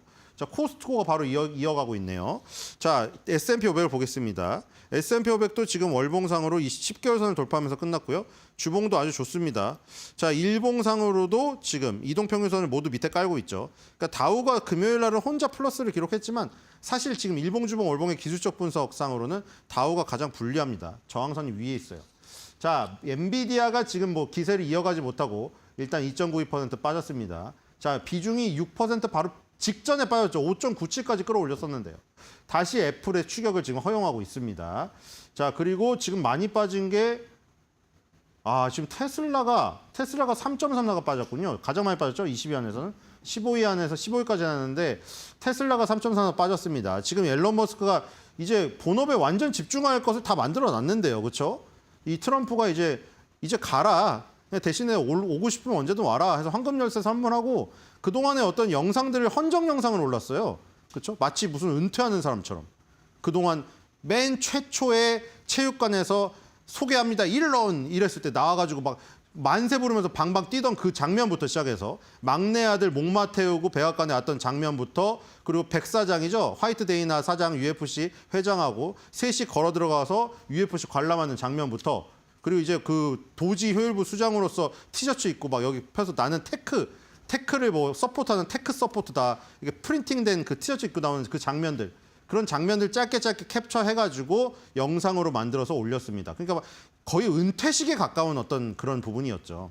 테슬라는 일단 빠졌고요. 자, 필라델피아 반도체 지수 보겠습니다. 반도체 지수 이것만 지금 2.11 빠졌거든요. 지금 월봉에서 역시 10개월 선의 저항을 받았죠. 10개월 선의 저항에 밀려가지고 20개월 선 가까스로 회복하면서 마무리됐습니다. 6월 달에는 바로 저 위를 가야겠죠. 자, 다우랑 필라델피아 반도체 지수가 10개월 선의 저항을 받는다는 공통점이 있습니다. 나스닥과 S&P 500은 10개월 선의 지지를 받고 있죠. 자, 이 필라델피아 반도체 지수 주봉에서도 60주선 저항이고요. 자, 그리고 지금 일봉에서는 121선 위에 있지만 11선, 여기가 위에 11선이 위에서 지금 누르고 있는 모습이죠. 자, 필라델피아 반도체 지수 30종목 중에서는 유일하게 딱 한 종목, 브로드컴만 플러스를 살짝 기록을 했습니다. 그리고 마이크로칩 테크놀로지, 그리고 코보, 이 코보 회사가 그 핸드폰 그 칩을 전문 설계하는 업체, 우리나라에도 관련이 있어요, 이거. 애플 한 50, 삼성전자 20. 그러니까 핸드폰 칩 전문 설계 업체. 자, 요게 있고 어쨌든 브로드컴 혼자 매그니피센트 7에서 만약에 탈락자가 생긴다면 가장 1회 후보였죠. 브로드컴이 일단 1위 플러스를 기록을 했다. 이 모습 보이고 있고요. 특징주를 한번 보도록 하겠습니다. 팔란티어 테크를 보죠. 이게 팔란티어 테크가 약간 그 매그니피센트 7은 아닌데 그거죠. 그러니까 매그니피센트 7이라든가 아니면 엔비디아의 어떤 나침반 같은, 그렇죠? 팔란티어가 좀 가벼우면서 화끈하게 움직이잖아요. 그러면서 이제 무려 130달러를 5월 달에 돌파를 했는데 사상 최고입니다. 그리고 지난해 상승폭이 어마어마해서 대문짝만하게 항상 그 언론에 실렸던 회사죠. 자, 팔란티어가 미국 정부 내 역할 확대 소식에 급등을 했다, 이 얘기가 나왔습니다. 왜냐하면 지금 벌써 트럼프 행정부하에서 1.13억 달러 이상의 신규 계약을 체결했다고 합니다. 그리고 지난주에 체결한 게 7.95억 달러 규모 계약을 체결했는데 대상이 어디냐? 미국 국방부와의 계약. 지난주 체결한 이 금액이 국방부와의 계약이 포함되지 않은 금액이라고 합니다. 그리고 질병통제예방센터와도 지금 계약을 했다고 합니다. 소프트웨어 회사예요. 소프트웨어 회사인데 국방부, 질병통제예방센터 이런 곳들 있죠. 정부의 부처들과 주로 그 계약을 맺습니다. 그러니까 이제 B2B라고 할 수가 있겠죠. 자, 이런 회사들, 그리고 이민세관 단속국도 있네요, 지금. 그렇죠? 이민세관 단속국의 집행 및 제거 작업팀을 지원하기도 했다. 그러니까 트럼프 행정부의 핵심이네요, 지금. 그렇죠? 질병통제예방센터라든가 이민세관 단속국, 그렇죠? 그다음에 사회보장국, 국세청 이런 것들 지금 트럼프가 다 강조하는 부분이잖아요. 일론 머스크가 있을 때도. 이런 곳을 지금 계속 강조해가지고 뭐 감세 법안이라던가 아니면 뭐 질병 통제라던가, 그렇죠? 이민 단속 이런 것들 트럼프 행정부가 가장 신경 쓰는 부분 아닙니까? 그러니까 소프트웨어로도 지금 저기 뒷받침이 되어야 되는데 팔란티어 테크가 거기서 수혜를 입는 것 같습니다. 트럼프 테크를 제대로 탄 팔란티어 테크가 아닌가 해서 아까 전에 팔란티어 테크, 트럼프 테크 타나 이런 제목을 한번 그 라임을 맞춰서 붙여봤고요. 자, 아시아로 넘어가겠습니다. 자, 아시아. 네, 53분이니까 빨리 합시다. 자, 니케이 225는 1.40 하락을 하고 있네요. 자, 오늘 시작인데 별로 좋지가 않네요. 그렇죠? 자, 이것도 지금 지난달의 마지막 봉이 우리가 여기서도 한번 유추해 볼 수 있거든요. 아까 전에 다우, S&P 500, 그다음에 나스닥, 필라델피아 반도체 30 봤을 때 다우랑 필라델피아 반도체 지수가 월봉에서 10개월 선의 저항을 받으면서 끝났잖아요. 그럴 때 불리하게 시작한다는 부분이 바로 이 부분입니다. 거기는 아직 6월달 장이 안 열렸지만 지금 니케이 보세요. 니케이 지난달에 20개월 선을 돌파했지만 10개월 선의 저항을 받으면서 끝났더니 이번 달 첫 거래일 날 시작이 지금 이렇게 되는 겁니다. 10개월 선이 더욱더 꺾이면서 시작하죠. 그렇죠? 월봉의 이동 평균선이 10개월의 이동 평균을 그려놓은 선이기 때문에 밑으로 당연히 더 꺾이면서 시작합니다. 그래서 지금 음봉이 떨어지면서 시작하는 게 10개월의 저항을 받고 있는 거예요. 지금 이게 일봉상에서 지금 21선이 깨지고 있는 모습이 지금 포착되고 있죠. 이 부분이. 자, 이 지금 시가총액 상위를 상승률 상위로 했더니 후지츠라는 업체가 4.507로 단독 1위입니다. 자, 후지츠 어디서 많이 들어봤죠? 우리 이창호 시절부터 바둑 보신 분. 맨날 뭐 후지츠배에서 우승하니 응시배 막 이런 거 있잖아요. 후지츠가 계속 오랫동안 바둑 후원하는 업체인데 후지츠도 지금 보안 업체입니다. 지금 그 헤그세스 미국 국방장관 있잖아요. 그 맨날 올백 포마드 바르고 다니시는 그분. 그렇죠? 흥분해서 왜 나를 모함해 막 이런 사람들. 우리 가족한테 공유한 적 없어 미사일 정보. 그분 있잖아요. 그분이 지금 싱가포르에서 열린 그 아시아 보안 회의에 참석 중이거든요. 그래서 거기서 이제 보안을 강화하는 어떤 정책이 나오는데 일본의 흐지치라는 회사가 일본 방위성이랑 이제 아까 되게 비슷하지 않아요? 팔란티어테크가 미국의 방위청이랑 많이 관계가 맺어져 있잖아요. 일본의 방위성은 후지츠랑 관련이 많이 있어요. 그러니까 지금 미국의 팔란티어랑 일본의 후지츠는 비슷한 개념인 거죠. 지금 미국과 일본의 방위 산업의 어떤 지금 그 우두머리, 그렇죠? 수뇌부랑 밀접한 계약 체결이나 협력 관계가 있는 업체들이 양 시장에서 지금 오르고 있다는 공통점이 지금 포착이 됐습니다. 자, 대만으로 가겠습니다. 대만도 1.35 빠지네요. 아, 지금 아시아 증시가 6월달 초반에 지금 상황이 별로 좋지가 않네요. 이것도 마찬가지예요. 월봉이 지금 대만 같은 경우에는 더욱더 안 좋아요. 지금 20개월 선을 겨우 달랑달랑 회복하고 끝나서 바로 지금 이번 달 시작이 그 밑에서 시작하고 있습니다. 21선이 완전히 지금 이탈되는 개파락이 지금 출현을 하고 있는 모습입니다. 일본보다 대만은 더욱더 좋지가 않고, 자, 대만 TSMC 1.45, 홍하이 프리시전 2.24 빠지고 있죠. 와나이 해운이라는 해운업체만 2.78 오르고 있습니다. 자, 해운주가 강세죠. 대만은 해운주가 있다는 게 좀 일본이랑은 좀 시가총액상이 조금 다른 부분이긴 해요. 자, 일본 니케이, 그다음에 대만 갖고 살펴봤고, 이제 우리나라로 가겠습니다. 자, 우리나라도 과연 안 좋을까요? 자, 우리나라만 플러스입니다. 이럴 때 기분 좋지 않아요? 지금 일본, 대만은 1.3에서 1.4%. 뭐 급락은 아닌데 어쨌든 음봉을 맞으면서 6월달 첫 거래일 시작이 좀 기분이 안 좋습니다. 근데 지금 코스피, 코스닥은 양 시장이 다 플러스예요. 물론 코스피 0.17, 코스닥 0.85로 뭐 아주 초강은 아니다라고 하지만 일단 지금 일본, 대만, 한국 3대 증시 중에서 가장 좋은 흐름입니다. 자, 가장 좋은 흐름이 나오는 이유는 바로 여기 있죠. 월봉의 차이입니다. 그렇죠? 일본과 대만의 월봉은 10개월 선의 저항을 받으면서 끝나서 밑에서 내리꽂고 있잖아요. 자, 지금 코스피의 월봉을 보세요. 위에 없습니다. 지금 10개월, 20개월, 60개월, 120개월 전부 바닥에 깔고 위로 턴어라운드 하고 있죠. 지금 그래서 3천 얘기가 솔솔 나오고 있거든요, 이거. 그러니까 이걸 또 뭐 우리나라에서 또 싸우겠죠. 그게 전 정부의 공인이 이번 정부의 공인이 또 난리를 칠 텐데, 자, 뭐 그것도 운입니다. 그렇죠? 자기 정권 때 3천 가고 5천 가는 거 그것도 운이에요. 뭐 물론 실력이라고 주장하거나 실력이 아니라고 주장하는 그건 싸우는 부분이어서 둘이 싸우든 말든 상관이 없는데 어쨌든 그 정권 때 그렇게 가면은 나중에 우리 정권 때 3천이었는데 이렇게 얘기할 수 있으니까 어쨌든 지금 3천을 눈앞에 두고 있는 상황이다. 자, 코스닥도 지금 오르고 있고요. 시가총액 상위를 보겠습니다. 과연 뭐가 저렇게 끌고 올라갈지. 일단 삼성전자, SK하이닉스 두 개 다 플러스고요. 아, 오늘도 역시 그거네요. 우리나라 지금 완전히 좀 변했죠. 저 판도가 한화 에어로스페이스가 3% 지금 또 오르고요. 일단 5위는 좀 뺏겼네요. 그 사이에. 지금 KB금융이랑 정말로 한 끗 차네요. 오늘도 변할 수가 있겠습니다. 왜냐면 KB금융이 3% 빠지고 하나에어로스페이스가 3% 오르고 있거든요. 아, 둘이 5위 경쟁 치열합니다. 솔직히 5위, 6위가 뭐 한 끗 차 무슨 소용이 있겠냐고 뭐 얘기를 하겠지만 5위와 6위는 틀리죠. 왜냐하면 빅5를 얘기할 때 6위는 들어가지 못합니다. 그래서 하나에어로스페이스의 5위 지금 완전한 안착, 그거를 만약에 지금 지켜보고 있는 것이죠. 하나에어로스페이스 팬들은. 자, HD 현대중업도 10위 안에 진입을 했습니다. 역시 지금 방산과 조선의 초광세죠, 지금. 자, 반면에 지금 4위의 LG에너지솔루션. 물론 엄청난 격차가 있습니다. LG에너지솔루션과 KB금융, 지금 하나에어로스페이스는 2조 넘게 차이가 나요. 근데 LG에너지솔루션 같은 경우와 2차전지의 몰락을 지금 어떻게 보면은 지금 상징적으로 보여주는 것 같아서 마음이 아프고. 자, 코스닥을 보겠습니다. 아, 코스닥은 진짜 요즘에 이 지금 기술 수출 플랫폼들이 어마어마합니다. 지금 오늘은 또 알테오젠이 7% 튀어 올라가네요. 어마어마합니다. 오늘도 에코프로비엠, 에코프로는 안타깝게 하락을 하고 있고요. 자, 펩트론이 기술 수출 플랫폼 중에 하락을 하고 있지만 파마리서치가 또 지금 이거 40만 원 돌파 했네요. 그때가 얼마 안 된 것 같은데 지금 50만 원이 눈앞에 있습니다. 와, 이거 질주가 어디까지 될지. 연어주사는 진짜 대단하네요. 연어 정액주사 하나의 힘으로 저렇게 갑니까?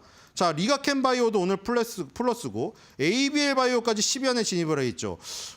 이거 보시면 이제 판도가 어떤지 아실 겁니다. 지금 10위 안에 알테오젠, 펩트론, 리가켄 바이오, ABL 바이오 이 기술 수출 4대 천왕이 다 속해 있어요. 지금 이게 20위 안쪽으로 20위 안쪽 바깥쪽으로 4개가 포진되어 있었거든요. 알테오젠만 1위였고. 근데 지금 전부 밑에가 땡겨 올려져 가지고 10위 안에 4종목이 진입을 해버렸어요. 이게. 거기다가 파마리서치나 휴젤 같은 거 있죠. 이것도 미용 의료기기인데까 약간 바이오 개념으로 넣는다면 HLB 요거까지 합쳐버리면 거의 바이오판이 돼버렸습니다. 지금. 그렇죠? 10위 안에 바이오가 그냥 절반 이상이에요. 지금 바이오가 초강세라는 이런 특징들 나타나고 있고요. 상승률 상위를 보겠습니다. 웹툰주가 지금 올라와 있군요. 웹툰주가 지금 5.01로 1위고요. 반도체 대표주가 2위입니다. DB하이텍이 오랜만에 10% 올라서 올라가고 있는 것 같습니다. 지금 DB하이텍 우리나라 순수 파운드리죠. 자, 웹툰이 미스터블루가 지금 18% 급등하고요. DNC 미디어 나 혼자만 레벨업이죠. 8.91% 오르고 있습니다. 와일의 핑거 스토리 이렇게 가는데 자, 지금 대선 후보 중에 저번에 대구였나요? 그 웹툰 특화 도서관 한번 방문한다고 한번 들썩였던 적 있었죠.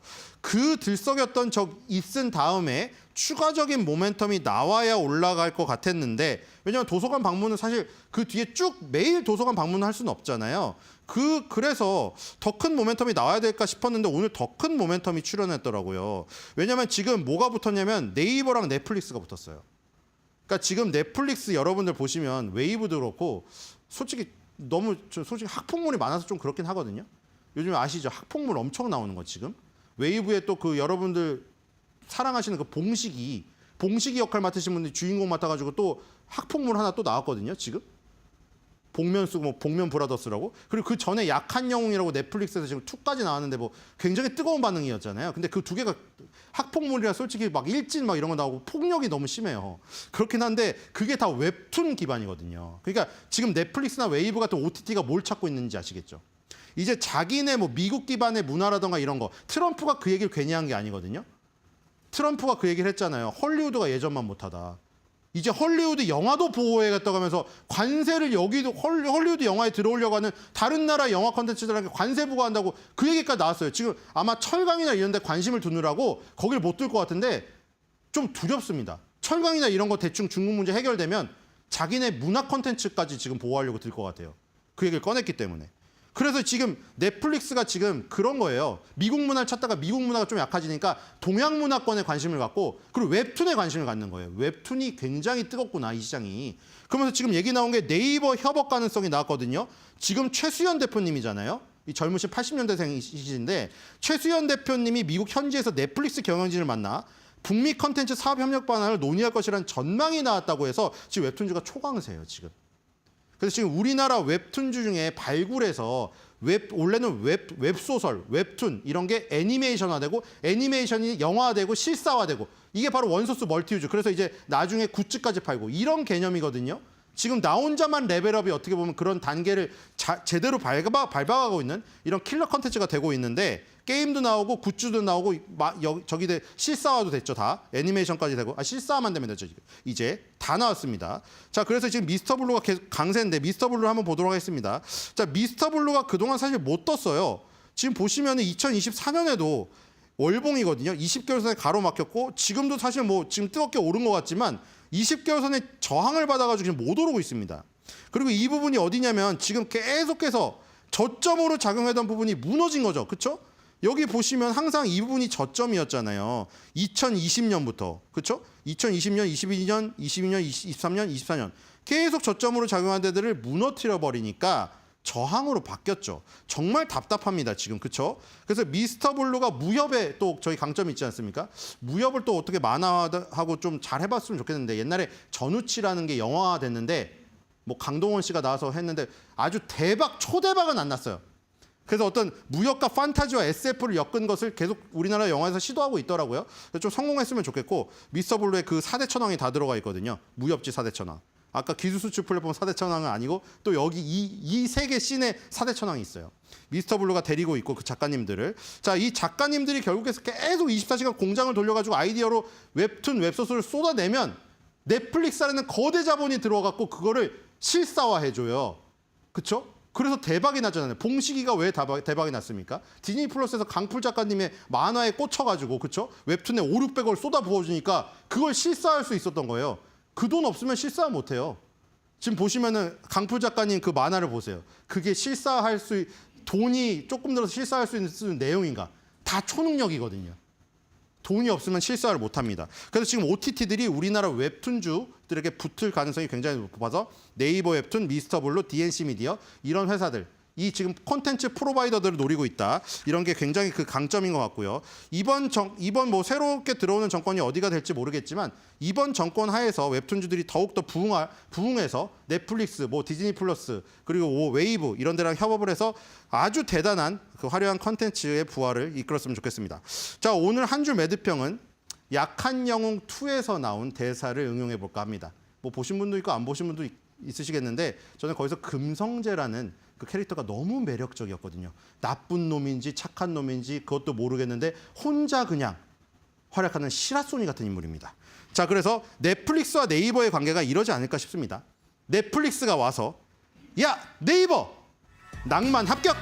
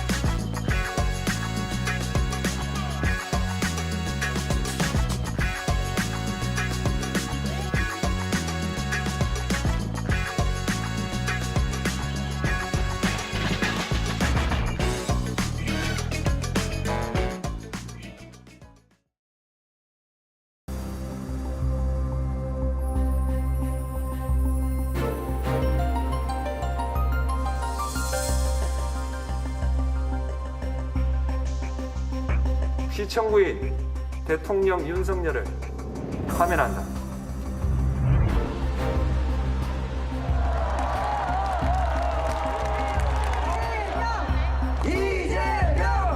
김문수 대통령 후보자께 이름을 뜨거운 박수와 환호를 보내주시기 바랍니다. And we give so much help militarily and in so many other ways. 경제는 최악의 상황으로 추락했습니다. 불평등과 양극화, 민생 대통령이 돼야 되겠다. 또 경제 대통령이 돼야 되겠다.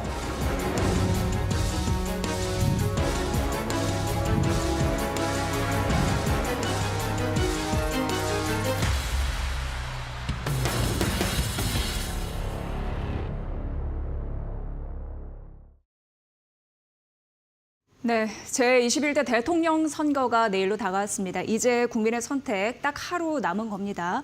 마켓나우 2부에서는 대선 특집을 마련했는데요. 과연 경제 대통령은 누가 자격이 있는지, 그리고 실질적으로 국민들에게 어떤 혜택이 돌아갈지 경제 공약들 자세하게 분석해드리도록 하겠습니다. 자, 먼저 이전 대선과 이번 대선의 가장 큰 차이점은 자본시장에 대한 이야기가 좀 상당히 많았다가 아닐까 싶습니다. 왜냐하면 개인 투자자 1,400만 명을 고려한 그런 전략일 수 있겠죠. 자, 먼저 대선 후보들, 대한민국의 경제를 어떻게 살릴 것인가에 대한 경제 공약을 저희가 브리핑을 해드리도록 하겠습니다. 우선 이재명 더불어민주당 대선 후보인데요. 이 통합과 경제 회복, 그리고 성장의 방점이 찍혀 있습니다. 어떤 공약으로 전략을 세워왔는지 김호수 앵커 먼저 받아주세요. 자, 이제 내일 대선 이제 날이 밝아오고 있습니다. 어떤 결과가 나올지 예측하기는 뭐 쉽지 않은 상황이긴 하지만 그럼 과연 이 후보들이 어떤 공약을 내세우고 있는지 뭐 공통적으로 우리가 볼 수 있는 것은 저마다 경제 대통령이 되겠다. 우리나라의 침체되고 성장이 저하되고 있는 것들을 다시 살려내겠다라는 것들을 제1화두로 던지고 있습니다. 자, 그렇다면 첫 번째 더불어민주당 기호 1번 대통령 후보 이재명 후보의 정책은 무엇인지 경제 대통령을 외치는 이재명 후보의 공약을 하나씩 살펴보도록 하겠습니다. 자, 일단은 뭐 여러 가지 공약들을 많이 내놓고 있습니다. 뉴스를 보셔서 아시겠지만 이재명 후보는 정말 전방위적으로 뭐 지역 경제 활성화 그리고 산업별 활성화 뭐 전방위적인 정책들을 막 말하고 공약을 내걸고 있는 상황인데 크게 좀 구분을 해보면 세 가지 정도로 우리가 투자하는 입장에서는 좀 살펴봐야 할 것이 세 부류로 좀 나눠볼 수가 있겠습니다. 자, 일단은 뭐 AI라든지 방산이라든지 컨텐츠 관련해서 전략 산업을 정부 주도로 육성하겠다라는 그런 정책을 강하게 펼쳐내고 있는 상황입니다. 이게 실제로 어떻게 이루어질지는 뭐 살펴봐야 되겠지만 어쨌든 큰 맥락은 정부 주도로 산업을 육성하고 경제를 발전시키겠다라는 것이 포인트였고요.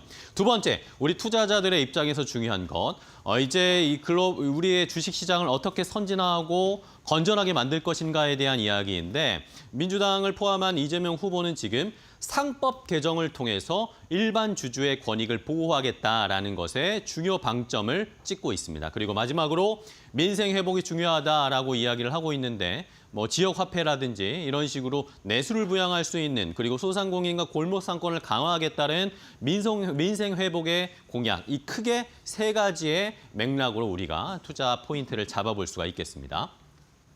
자, 그럼 첫 번째, 정부 주도의 전략산업 육성 그리고 지원을 하겠다라는 것인데, 자, 일단은 뭐 반도체 특별법이라든지 방산 수출 지원 체계 구축, 그리고 글로벌 컨텐츠 관련해서 플랫폼을 확대하겠다. 또 AI와 관련된 이런 산업도 전방위적으로 국가 주도로 산업을 육성하겠다라는 것이 이재명 후보의 중요한 첫 번째 이야기입니다. 이것을 어떻게 그러면 추진을 할 것이냐? 정부 주도의 이 펀드를 조성을 해서 이 펀드를 가지고 국민이나 기업이 함께 투자를 하면서 참여할 수 있게 되고 만약에 이것으로 성장을 하고 수익을 낸다면 이것을 조금 나눠 가질 수 있는 그런 전략을 펼치겠다라는 것이었고요. 뭐 최근에 이런 전략 산업뿐만 아니라 뭐 부산의 해양수산부와 HMM을 이전하겠다라는 식의 정부 주도의 정책도 막 말을 하고 있는 상황이고 어제 주말 같은 경우에는 또 2차 전지나 전고체 배터리 관련해서도 국가 주도로 투자를 하면서 산업을 발전시키겠다라는 식의 이야기를 하면서 결국에는 이재명 후보는 모든 경제 산업과 주체들을 정부 주도로 좀 끌고 가겠다라는 것이 강한 색깔을 나타내고 있다라는 것을 확인할 수가 있습니다. 자, 그다음 AI가 최근에 어쨌든 가장 큰 화두잖아요. AI 투자도 정부 주도로 하는데 인공지능 대전환을 통해서 AI 3대 강국으로 도약하겠다라는 이야기입니다. 자, AI 예산의 비중을 선진국 수준으로 많이 높이고 투자를 할 것이고 그리고 뭐 GPU나 이런 고성능 칩도 정부 주도로 좀 매입을 하겠다라는 이야기가 많이 나오고 있고요. 그리고 뭐 많이 들으셨겠지만 전 국민이 무료로 AI, 예를 들면 뭐 챗 GPT 같은 것들을 전 국민이 무료로 사용할 수 있게 서비스를 제공하는 그런 공약도 내걸고 있는 상황입니다. 대선 토론을 통해서 뭐 이야기가 나왔지만 에너지 조달과 관련돼서는 뭐 원전보다는 친환경 쪽에 조금 더 방점을 두는 이재명 후보인데 어쨌든 원전과 친환경 에너지를 같이 병용해서 사용할 것이다라는 그런 언급도 있었습니다. 자, 투자의 개념에서는 일반 주주의 권익을 보호하겠다라고 하면서 상법 개정을 추진하겠다라는 강력한 의지를 내비쳤습니다. 올해 초반에 상법 개정 한번 통과가 됐는데 거부권 행사가 됐죠. 그러면서 오히려 이번에 이재명 후보가 만약에 당선이 되면 조금 더 강력한 상법 개정안, 조금 더 세밀한 상법 개정안이 통과가 되고 이것을 이제 적용할 수도 있을 것이다라는 의견들이 나오고 있고요. MSCI 선진 지수에 적극적으로 편입을 추진하겠다. 이래야 외국인 수급이 들어온다라고 생각을 하고 있는 상황이고, 디지털 자산 생태계 정비를 통해서 산업 기반을 또 새롭게 만들겠다라는 그런 정책도 이제 내걸고 있는 상황입니다. 자, 마지막으로 결국에는 전국민 대상 보편 지원도 강화하겠다라는 이야기인데, 내수 부양을 위해서 어쨌든 전국민 소비 쿠폰이나 지역 화폐를 확대하겠다. 그리고 코로나19 때 대출을 받아서 힘든 자영업자, 소상공인들을 위해서 이런 정책자금 대출을 탕감해주겠다라는 그런 의견들, 정책도 있었습니다. 이외에도 특이했던 것은 부동산 세제 개편은 따로 하지 않겠다, 최소화하겠다라는 그런 의견도 있어서 부동산 투자에 대한 개념도 어느 정도는 인정하고 가는 그런 양상들이 나타나고 있고요. 어쨌든 좋은 정책이나 여러 가지 이야기들이 나왔지만 일각에서는 이재명 후보의 정책들은 그러면 과연 이것을 어떻게 재원을 마련해서 추진할 것인가에 대한 비판도 분명히 한쪽에서는 있는 상황입니다. 자, 과연 이재명 후보의 정책 공약들은 어떤 영향을 주고 또 어떤 변화를 가지고 오게 될지 전문가들과 조금 더 자세하게 이야기 나눠보도록 하겠습니다. 네, 2025 대선 특집 누가 경제 대통령인가 본격적으로 시작을 해보도록 하겠습니다. 오늘 도움 말씀 주실 두 분의 전문가를 모셨는데요. 박시동 경제평론가 그리고 배종찬 인사이드 K 소장 인사드립니다. 어서 오십시오. 안녕하세요. 네, 반갑습니다.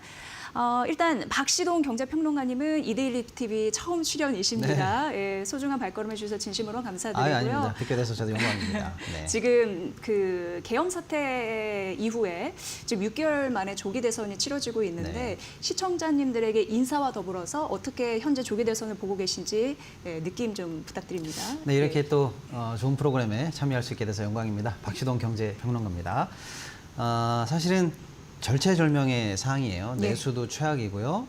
지난달 수출 동향도 나왔는데 양대 시장 모두에서 약 8% 넘게 수출도 감소한 상황이에요. 그러니까 내수, 수출, 우리 경제를 이끌어왔던 두 축 모두가 사실은 지금 위기에 사인을 보내고 있는 상황이거든요. 이 상황에서 치러지는 대선이기 때문에 앞으로 한국호, 대한민국호의 경제가 나아가야 될 방향, 또 그 키를 잡는 선장을 뽑는 선거 아니겠습니까? 우리 경제가 여기서 소위 말하는 이제 중진국 함정으로 빠지면서 추락할 것이냐, 아니면 다시 한번 세계 탑10 안으로 진입하면서 어려운 경제 파국을 헤쳐나갈 것이냐는 갈림길에 있다. 그 향배를 결정하는 중요한 선거다. 그래서 저도 사실은 초미의 관심과 주의를 가지고 잘 지켜보고 있습니다. 네. 박시동 평론가님께서 말씀해 주셨다시피 절체절명의 위기이다라고 말씀해 주셨는데 위기를 또 기회로 극복할 수 있는 게 바로 선거입니다. 이럴 때 유권자들은 어떤 경제 공약에 관심을 집중해야 하는지 말씀 좀 부탁드리겠습니다. 배 소장님. 그렇죠. 네. 가장 중요한 것은 실천할 수 있는 경제 정책이겠죠. 지금 후보들이 내놓는 대로만 되면 지상천국이겠죠. 근데 이제 더 중요한 것은 실현 가능하냐 또는 지속 가능하냐, 이게 사실은 더 중요할 겁니다. 국민들한테는. 그래서 저는 꼭 드리고 싶은 말씀이 이 공약들 중에서도 실제 할 수 있는 것은 몇 가지일 거예요. 그래서 저는 할 수 있는 것을 선택해서 제대로 하라. 그리고 또 국민 모두를 위해서 정치권에서 소통하면서 해야 되거든요. 그러니까 상대방의 좋은 의견이라면 그걸 굴복이라고 생각하지 말고 수용하라. 누가 됐든 간에. 저는 그래서 최종적으로는 국민에게 박수받을 수 있는 그 정책을 하는 것이 가장 중요하다는 말씀드리고 싶습니다. 네. 실현 가능한가, 지속 가능한가에 대해서 저희가 오늘 잘 따져보도록 하겠습니다. 앞서서 이재명 후보의 경제 공약을 쭉 브리핑해서 들어봤습니다. 이재명 후보는 코스피 5천 시대를 열겠다고 강력하게 주장을 하고 있는 상황이고요. 전통적으로 민주당이 집권했을 경우에 주식시장의 결과가 좋았다라고 얘기를 하고 있습니다. 자, 주가를 올리겠다라고 강한 의지를 표명했던 공약에 대해서 박진홍 평론가님 어떻게 보십니까? 사실은 지금 그 경제의 안 좋은 면들은 모두가 다 얘기하고 있는데 그 상징이 사실은 주가지수 하나로 우리가 표현할 수가 있잖아요. 네네. 그래서 주가지수를 올리겠다라는 것은 사실 경제 전체를 다 살리겠다는 건 마찬가지예요. 그런 측면에서 대선에서 주가지수 관련한 공약을 이게 명시적으로 딱 냈다라는 것 자체가 사실은 경제에 대한 인식과 자신감의 표현이다 이렇게 보이고요. 네. 특히 이제 코스피 5천 시대를 열겠다고 했어요.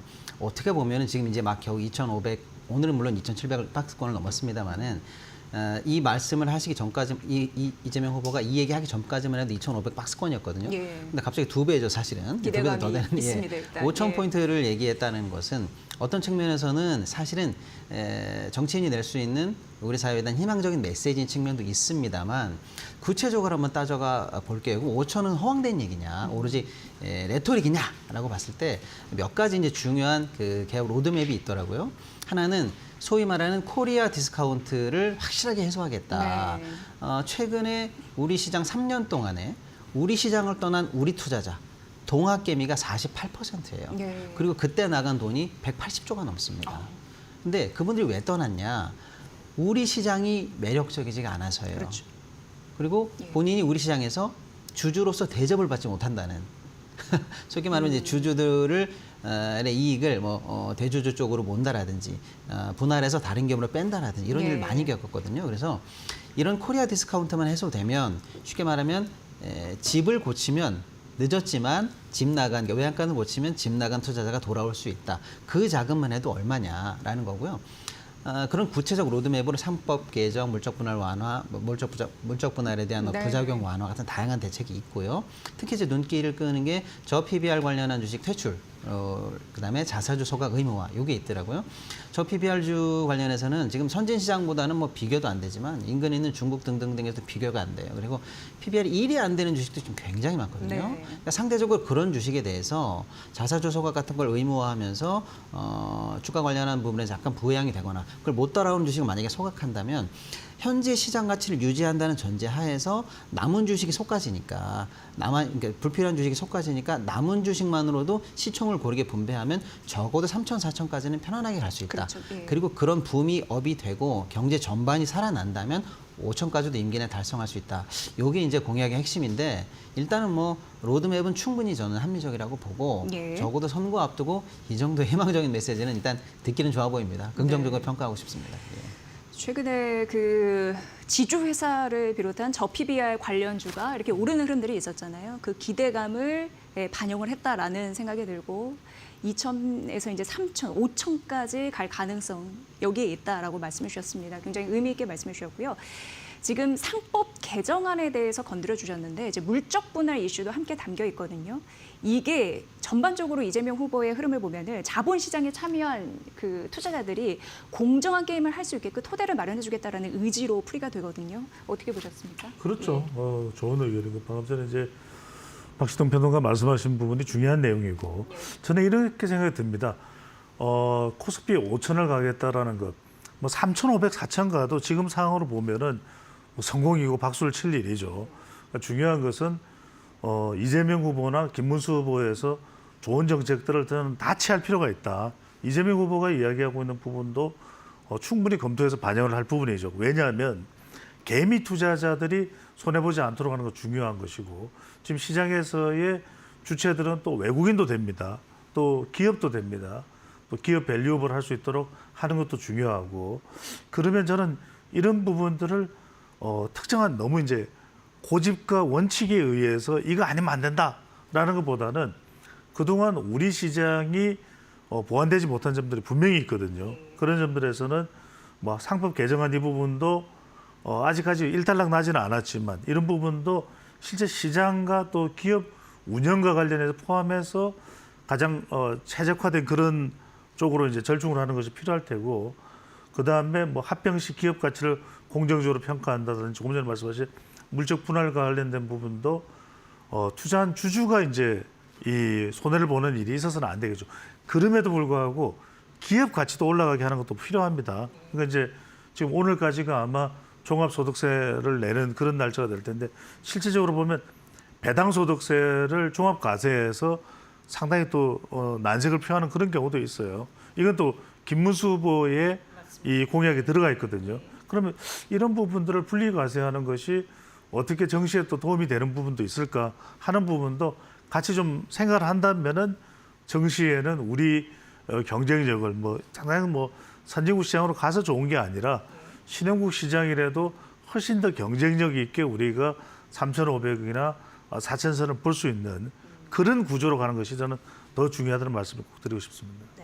물적 훈련 관련해서 조금만 좀 한 말씀 좀 드려본다면요.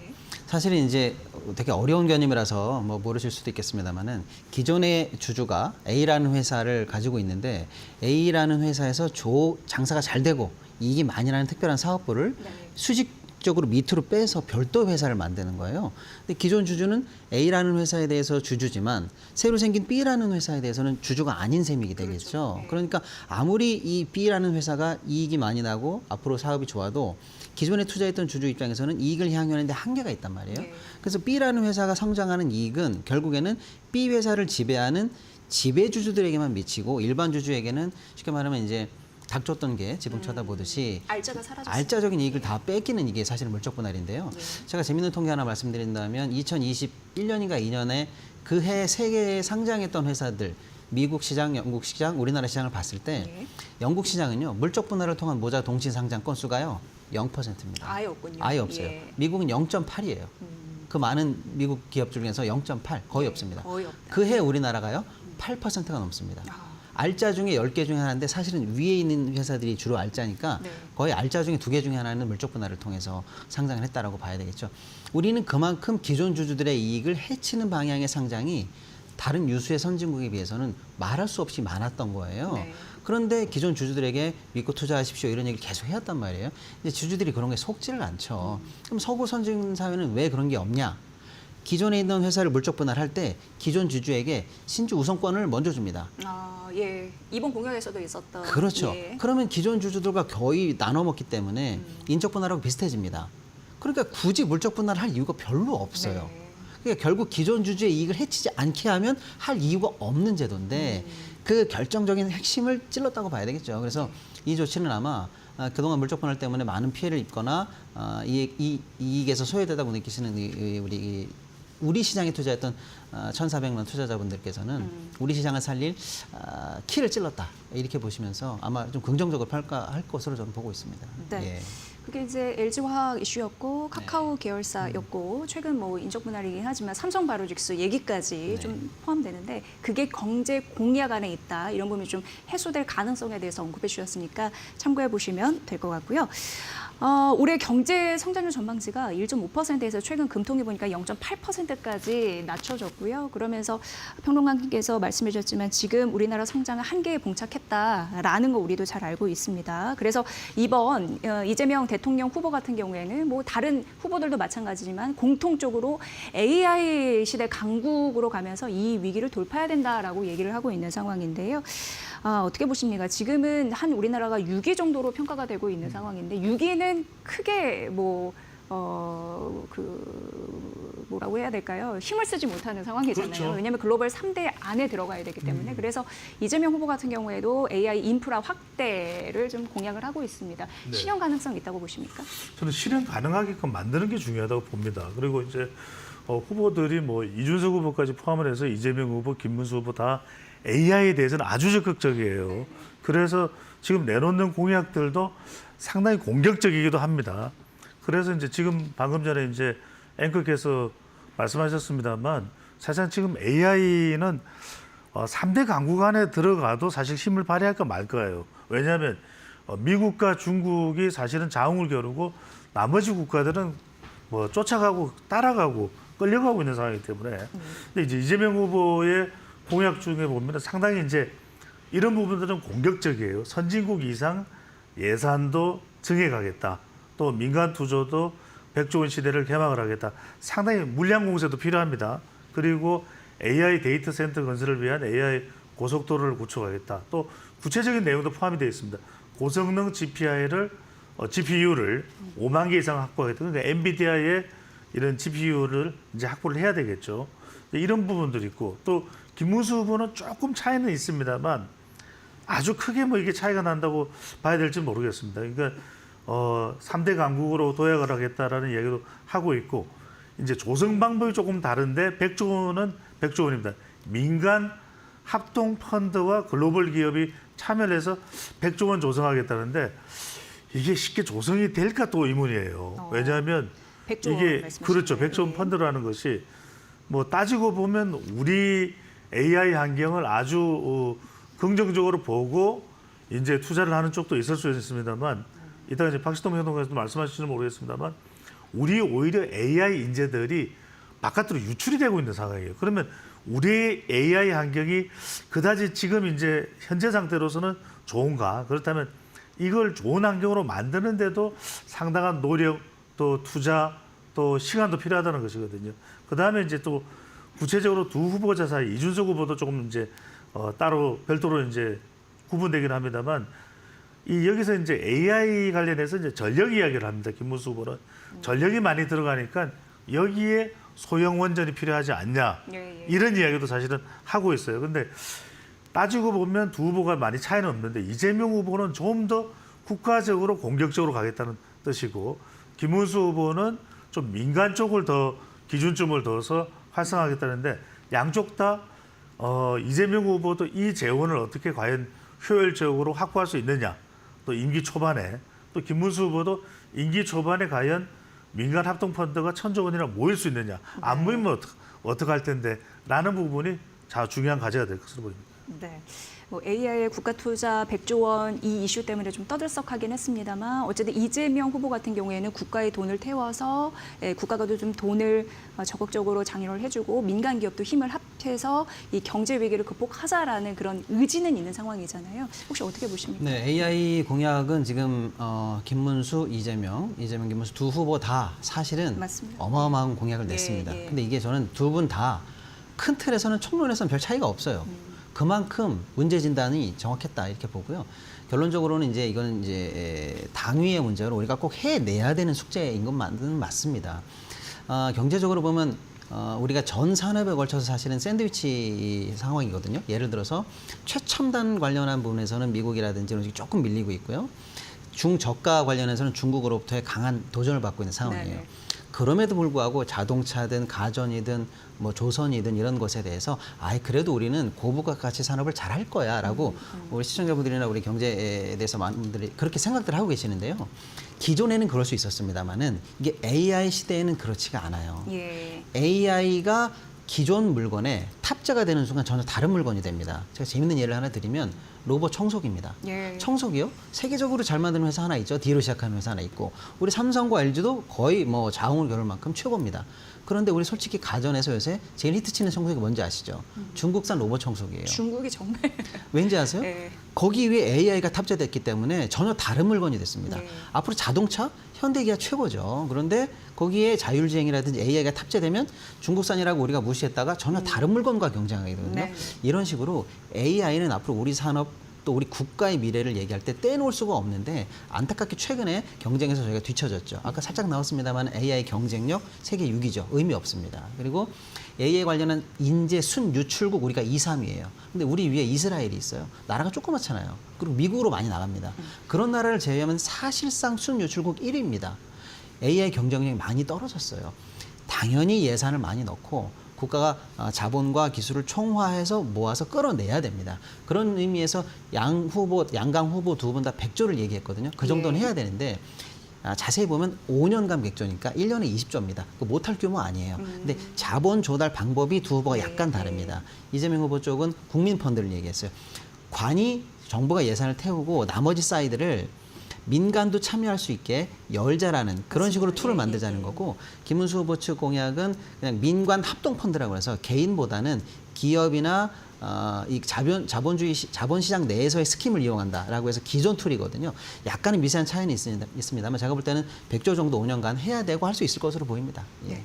한 가지 이제 민감한 거를 질문드려야 되는데 전통적으로 진보 정권 같은 경우에는 감세 이런 부분을 좀 많이 건드렸습니다. 그런데 최근 그 공약을 보면은 뭐라고 해야 될까요? 세금 관련된 게 없다라는 생각이 드는데 그에 대해서는 어떻게 보십니까? 네, 명시적으로 이재명 후보 측에서 증세 얘기를 반대했습니다.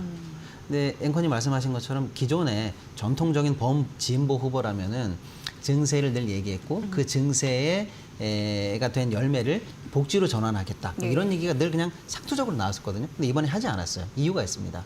지금 윤석열 정부 출범 이후 3년간 세수 부족과 그로 인한 관리 수지 재정 적자가 연간 100조로 보면 맞습니다. 첫해 100조, 그다음 80조, 그다음 뭐 거의 100조니까요. 근데 지금 정부의 금고를 열고 고가는 우리가 바가지로 긁으면 쌀이 없어요. 네. 바닥이 긁히는 상황이에요. 그러니까 이 상황에서 성장을 얘기하지 않고 국가 재정이나 공약을 한다면 거짓말이 되는 거예요. 그러니까 어디를 뭐 세금 관련해서 지금 더 내고 덜 내고 하는 거는 잠깐 부채적인 문제가 됐고 성장을 통해서 결국에는 세수도 만들고 경제를 붐업시키고 그 재원이 결국에는 정부 사이드로 넘어와야 그걸로 그 다음 정책을 할 수 있거든요. 이거는 사실 이제 엄밀하게 보면 이 얘기 말고 다른 얘기하면 거짓말이 되기 때문에 예전처럼 누가 어디에 세금을 깎겠습니다. 이것도 안 되는 얘기고 거꾸로 어느 계층에게 세금을 더 내게 하겠습니다. 이것도 경제가 너무 어려우니까. 그러니까 증세, 감세 다 현재 상황에서는 성장을 담보하지 않고는 현실성이 없기 때문에 양 후보 다 보수 후보든 진보 후보든 다 세게 얘기 못한 거 아닌가 그렇게 봅니다. 이게 앵커께서 말씀하셨던 대로 다분히 이제 이번 대선의 특수성과 표를 의식했거든요. 근데 지금 저는 두 가지인데 한 가지는 김문수 후보를 먼저 말씀드리면 법인 세율도 인하해 주겠다. 그리고 규제를 혁파하겠다. 또 세수는 또 조정해 주겠다. 이런 이야기를 하면 결국 세원 구멍 난 부분들이 부각될 수밖에 없어요. 결과적으로 저는 그렇게 적극적으로 감세를 이어나가기 힘들 것이다. 또 이재명 후보도 지금 이제 질문에 대해서 그러면 정책들을 다 어떻게 재원 확보를 하겠냐는데 한 210조 정도 이야기를 했거든요. 근데 대충 전문가들의 의견은 뭐 다르긴 합니다만 더 필요할 것이라는 이야기도 또 나와요. 그럼 결과적으로는 저는 뭐 선거가 끝나서 결과에 따라서는 이 부분을 이제 임기 시작하면 정세 이야기도 또는 세원 확보를 위한 또 조정도 필요할 수밖에 없을 것이다. 그러니까 다만 선거 때문에 이야기를 안 했을 뿐 할 수밖에는 없을 것으로 보입니다. 두 분 다 현실성을 고려한 그런 방향이다라고 말씀을 해주신 듯합니다. 자, 그렇다면은 김문수 국민의힘 대선 후보의 경제 공약은 어떨지 앞서서 규제 개혁을 말씀해 주셨잖아요. 그 여러 가지 틀을 함께 살펴보도록 하겠습니다. 김호수 앵커 받아주세요. 자, 이번에는 기호 2번 김문수 후보의 국민의힘 김문수 후보의 공약들을 살펴보겠습니다. 역시 김문수 후보도 경제 대통령이 되겠다라고 외치고 있고요. 우리의 경제를 살리기 위한 공약들을 많이 높은 순위에 배치를 해놨습니다. 크게 일단은 김문수 후보의 공약도 3가지의 목록으로 한번 정리를 해보도록 하겠습니다. 다음 페이지를 볼까요? 자, 일단은 가장 중요한 것은 김문수 후보는 경제가 살아나려면 성장하면 세수는 늘어날 것이고 기업할 수 있는 그런 자유가 넘치는 나라를 만들어야 우리나라가 더 경제적으로 부흥할 수 있다라는 취지를 가지고 있습니다. 말씀드린 것처럼 기업하기 좋은 나라, 규제 완화하고 감세 그리고 노동 유연화 이런 정책을 통해서 기업하기 좋은 기업들이 더 살아날 수 있는 정책을 추진하고 있고요. 투자 시장 개념으로 보면 이재명 후보는 말씀드렸던 것처럼 상법 개정을 추진하고 있는데 김문수 후보는 자본시장법 개정으로 이 시장을 건전화하겠다, 선진화하겠다라는 의견입니다. 그리고 AI, 양자 이런 것도 대통령 직속위원회도 만들지만 GTX 개발을 조금 더 전방위적으로 하면서 SOC 사업 투자도 많이 하겠다라는 크게 3가지 맥락을 확인할 수가 있습니다. 첫 번째부터 간단하게 확인을 해보면 앞서서 배종찬 소장님의 이야기 다 들으셨겠지만 일단은 감세하기 위한 정책들을 여러 가지를 내놨고요. 특히 기업하기 좋은 나라를 만들기 위해서 기업들에게도 부담이 되는 그런 규제들을 많이 풀어주겠다라는 공약들을 많이 제시했습니다. 중대재해처벌법 같은 것들은 폐지할 수도 있다라는 언급을 하고 있는 상황이죠. 그리고 전반적인 산업에 정부가 도움을 줄 수 있는 그런 혜택도 많이 주겠다라는 전략입니다. 자, 두 번째, 자본시장법 개정을 추진하겠다라고 했습니다. 상장사 위주로 이 자본시장법 개정을 통해서 시장의 거버넌스를 선진화하겠다라는 그런 의견이었고요. 배당소득 분리과세라든지 아니면 법인세 세액공제, 장기 주식 투자하는 사람들에게는 세제 혜택을 주는 이런 전략을 쓰겠다라는 겁니다. 그러니까 큰 틀을 바꾸지 말고 더 자본이 들어올 수 있고 투자를 할 수 있는 환경을 만들겠다라는 것이 이재명 후보와는 약간 다른 그런 포인트였습니다. 그리고 뭐 비트코인 현물 ETF 같은 것도 도입하겠다라는 그런 언급도 있었습니다. 자, 그리고 AI 투자도 앞서서 많이 들으셨겠지만 크게 맥락은 비슷합니다. 김문수 후보나 이재명 후보나 비슷한데 또 일각에서는 시장에서는 평가하는 것이 김문수 후보의 AI 공약이 구체적이지는 않은 것 같다라는 그런 일각의 비판들도 있다라는 건 참고를 해보셔야 되겠고요. 그리고 마지막으로 이런 것과 또 궤를 같이 하는 건데 김문수 후보의 공약을 보면 뭐 SOC 투자라든지 과거에 이런 정책들이 많이 있고 AI나 신산업에 대한 전략이나 공약들은 약간 부족한 것이 아닌가라는 그런 의견들도 있습니다. 하지만 뭐 GTX 김문수 후보가 본인이 경기도지사일 때 했던 공약이라고 내 작품이라고 자랑을 하고 있죠. 앞으로 GTX 노선도 더 늘리고 전국적으로 이런 GTX망을 철도망을 많이 개발을 하면서 지역 균형 발전도 이루겠다라는 정책도 추진을 하려고 하는 계획입니다. 자, 그렇다면 김문수 후보의 정책 공약 함께 또 더 자세하게 분석해 보도록 하겠습니다. 네, 들으셨죠? 김문수 후보의 공약의 전체적인 틀은 수급을 풀어서 시장의 유동성을 공급하겠다라는 의지로 일부분 느껴집니다. 그래서 전반적으로 감세와 ETF 육성 등인데 해외로 나갔던 투자자들을 국내로 발걸음하게 하겠다라는 의지인 거죠. 자, 뚜렷하게 감세 공약을 내걸은 것은 특징이라고 할 수 있겠습니다. 평론가님 어떻게 보십니까? 약간 지금도 이제 감세를 통해서 경제가 살릴 수 있다. 소위 말하는 낙수 이론이거든요. 근데 지금 경제학계뿐만 아니라 경제계에서 낙수 이론을 제가 볼 때는 믿는 분은 제 기준에는 없는 것 같아요. 그래서 약간 철진한 이론을 말씀하시는 것 같아서 조금 답답하긴 합니다. 특히 아까도 제가 살짝 말씀드렸습니다마는 지난 3년간 이 정부의 감세 조치로 인해서 세수가 줄어든 금액을 국회 예산정책처 추계에 따르면 약 88조로 추산합니다. 누적법상 계산이긴 합니다만은 그 정도로 세수를 많이 깎아줬단 말이에요. 그 결과 결국 관리재정수지 적자가 났고 정부가 어떤 정책 사업을 하기에도 굉장히 지금 버퍼가 작게 예산 관련해서 굉장히 많은 프레스를 받고 있거든요. 사실은 지금은 파이를 키워서 그 성장한 걸 가지고 자연스럽게 돌려야 되는데 특정한 섹터의 감세를 통해서 경제가 살릴 수 있다. 그러기에는 약간 지금 현재 경제 상황과 조금 맞지 않는 부분이 좀 있다 이렇게 보고요. ETF 활성화는 제가 볼 때는 좋은 것 같습니다. 좋은데 다만 이게 이제 실무 단위에 내려갔을 때 지금 지난 작년에 윤석열 정부 마지막에 가장 우리가 야심차게 추진했던 게 밸류업이거든요. 네. 근데 현재 밸류업 ETF가 수익이 제일 낮고 시장에서 사실 외면받고 있어요. 오히려 민간에서 만든 지주 관련한 ETF라든지 이런 쪽이 더 많이 올라가고 있거든요. 그러니까 ETF를 활성화한다라는 총론은 좋지만 이게 이제 힘을 받기 위해서는 정부 주도 말고 시장을 내다볼 수 있는 그 섹터 내에서 민간이 자유롭게 만들어서 네. 빨리 시장을 주도할 수 있게 해주는 그런 식으로 조금 어떤 실무적으로 좀 효율성과 신속성이 좀 조금 더 보탬이 된다면 이거는 의미가 있다 이렇게 보고 있습니다. 네. 혹시 하실 말씀이 있으실? 이게 뭐 장단점이 있는데 예, 짧게 말씀드리면 김문수 후보의 경우에는 재정 건전성은 유지하면서 기업의 이 자유 또 규제를 혁파해서 활성화하겠다는 이 점은 좋은 점이에요. 또 그리고 이제 세제 관련해서도 손질을 보는데 세원 확보 이 부분은 문제겠죠. 하지만 이제 이 법인세라든지 이런 부분들을 한번 좀 손질을 보겠다라는 부분들은 접근해 볼 수 있는 부분입니다. 다만 이제 이런 부분에 있어서 또 이야기할 수밖에 없는 게 그러면은 부족한 이 세수는 어떻게 확보를 하겠느냐. 이 부분을 조정하는 것만으로는 충분하지 않거든요. 또 하나가 정부가 좀 나서지 않고 지금은 경기가 상당히 좀 어렵다고 이야기하는 상황에서 민간 투자가 적극적으로 나와주면 좋은데 그렇지 않을 경우에 이런 부분들을 대처하기가 어렵거든요. 그러니까 결과적으로는 김문수 후보도 정부의 역할이 좀 절충이 돼야 되는데 그 부분은 조금 부족한 거 아닌가 싶은 생각입니다. 네.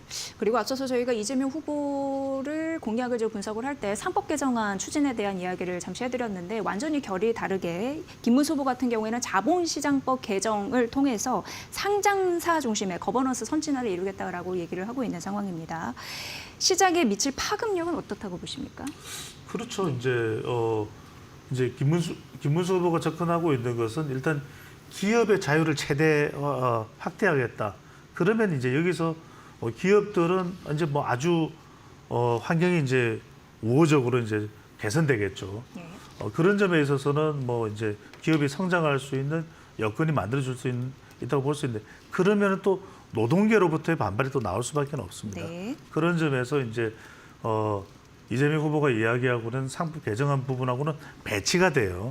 그러니까 이제 아까도 말씀드렸습니다만 물적 분할이라든지 뭐 LG 화학과 LG 에너지 솔루션이 사례가 되겠죠. 그 이제 대표적인 사례가 될 텐데 그런 부분에 있어서 이른바 주주 가치가 훼손되지 않도록 하는 것은 분명히 필요할 겁니다. 하지만 이제 상법 개정안에 있어서 우려되는 부분들이 기업에 좀 더 공격적인 투자가 있을 경우에 네네. 그런 부분들까지도 그렇다면은 주주 이익과 연관돼서 좀 차단이 된다든지 이런 부분들은 계속 검토와 논의가 또 필요한 부분이겠죠. 네, 잘 말씀해 주신 것 같습니다.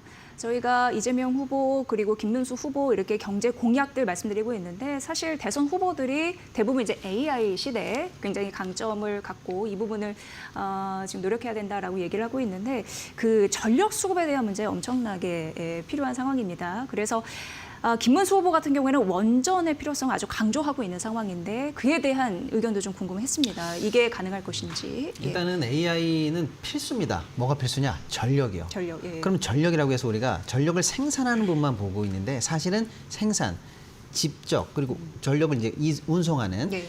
쉽게 말하면 파이프라인까지 해서 이 총체적으로 전력 산업이 AI는 굉장히 중요한 사실은 백그라운드 사업이기 때문에 같이 커나가고 있습니다. 네네. 굉장히 중요한 부분이에요. 근데 이제 지금 그 두 후보 중에서 두 후보들 간에 이제 약간 쟁점이 다르게 이제 나오는 부분이 그러면 이제 전력 생산 부분에 한해서 어느 에너지원을 가장 포커싱을 둘 거냐 하는데 이재명 후보 측은 원전을 배제한다고는 안 했어요. 네. 지금 있는 원전을 뭐 조기 폐쇄하겠다라든지 뭐 그런 얘기는 하지는 않았습니다만 다만 신재생 에너지 관련해서 국제적으로 여전히 아리백 같은 다양한 국제 규제가 있고 네네. 그런 거에 부합하기 위해서 우리도 신재생 에너지 산업에 대해서 지금보다는 비중을 올려가야 된다라는 게 방점이 있는데 뭐 그거에 대한 현실적인 뭐 둘째 치더라도 김문수 후보는 그에 비해서 또 완전히 반대되는 전력 관련한 공약을 냈는데 원전을 60%까지 비중을 올린다고 했어요. 근데 현재 비중이 30% 그 정도거든요. 예. 그럼 2배 이상 올리겠다는 거예요. 그럼 다른 쪽 에너지는 거의 뭐 초토화된다는 얘기거든요. 그러니까 이론적으로 사실은 말이 안 돼요. 예. 그래서 다만 원전에 대해서 한쪽은 지나치게 의존하고 있고 한쪽은 배제까지는 아니지만 신재생 에너지 쪽으로 포커스를 두자. 요 차이가 좀 있는 것 같습니다. 네. 다만 우리가 AI 산업을 키울 때 필요한 전력에 대해서 지금 우리나라 갖고 있는 이 에너지원들이 이 시차 없이 공급될 거냐 이 부분에 대해서는 양쪽 다 아직 면밀하게 얘기는 하진 않았는데요. 시장은 차라리 그런 부분에서 좀 실무적으로 효율적 있는 대책이 좀 나왔으면 한다라는 아쉬움도 좀 있습니다. 네. 네. 박시동 경제평론가님이 오늘 첫 출연이시고 굉장히 좋은 인사이트를 주고 계신데 이런 질문을 해도 될지 모르겠습니다. 투자자들이 네. 어떤 섹터를 보면 좋을지 의견 한 네. 말씀 좀 부탁드리겠습니다. 뭐 네. 제가 이제 조금 그래도 추천하거나 좋게 보는 섹터는요. 일단은 네. 미중 갈등이 어떻게 될지 모르지 않습니까? 미중 갈등과 상관없는 sek터.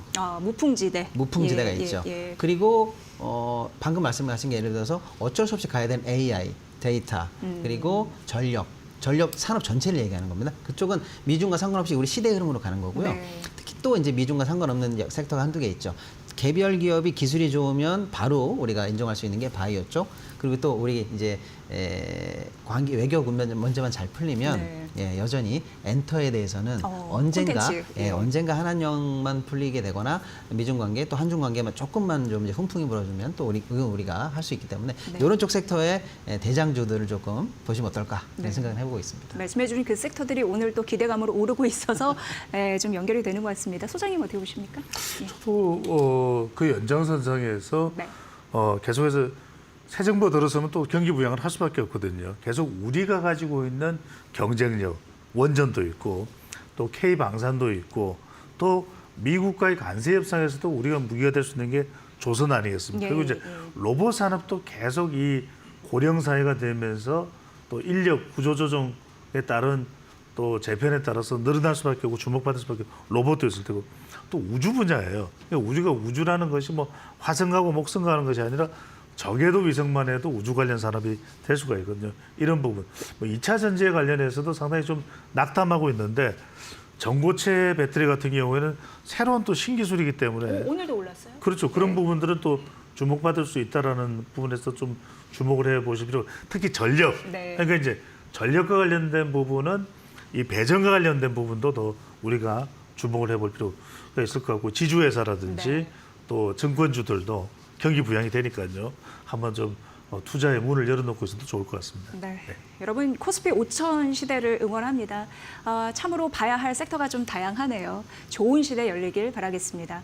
오늘 대선 특집 박시동 경제평론가 배종찬 인사이트K 소장과 함께했습니다.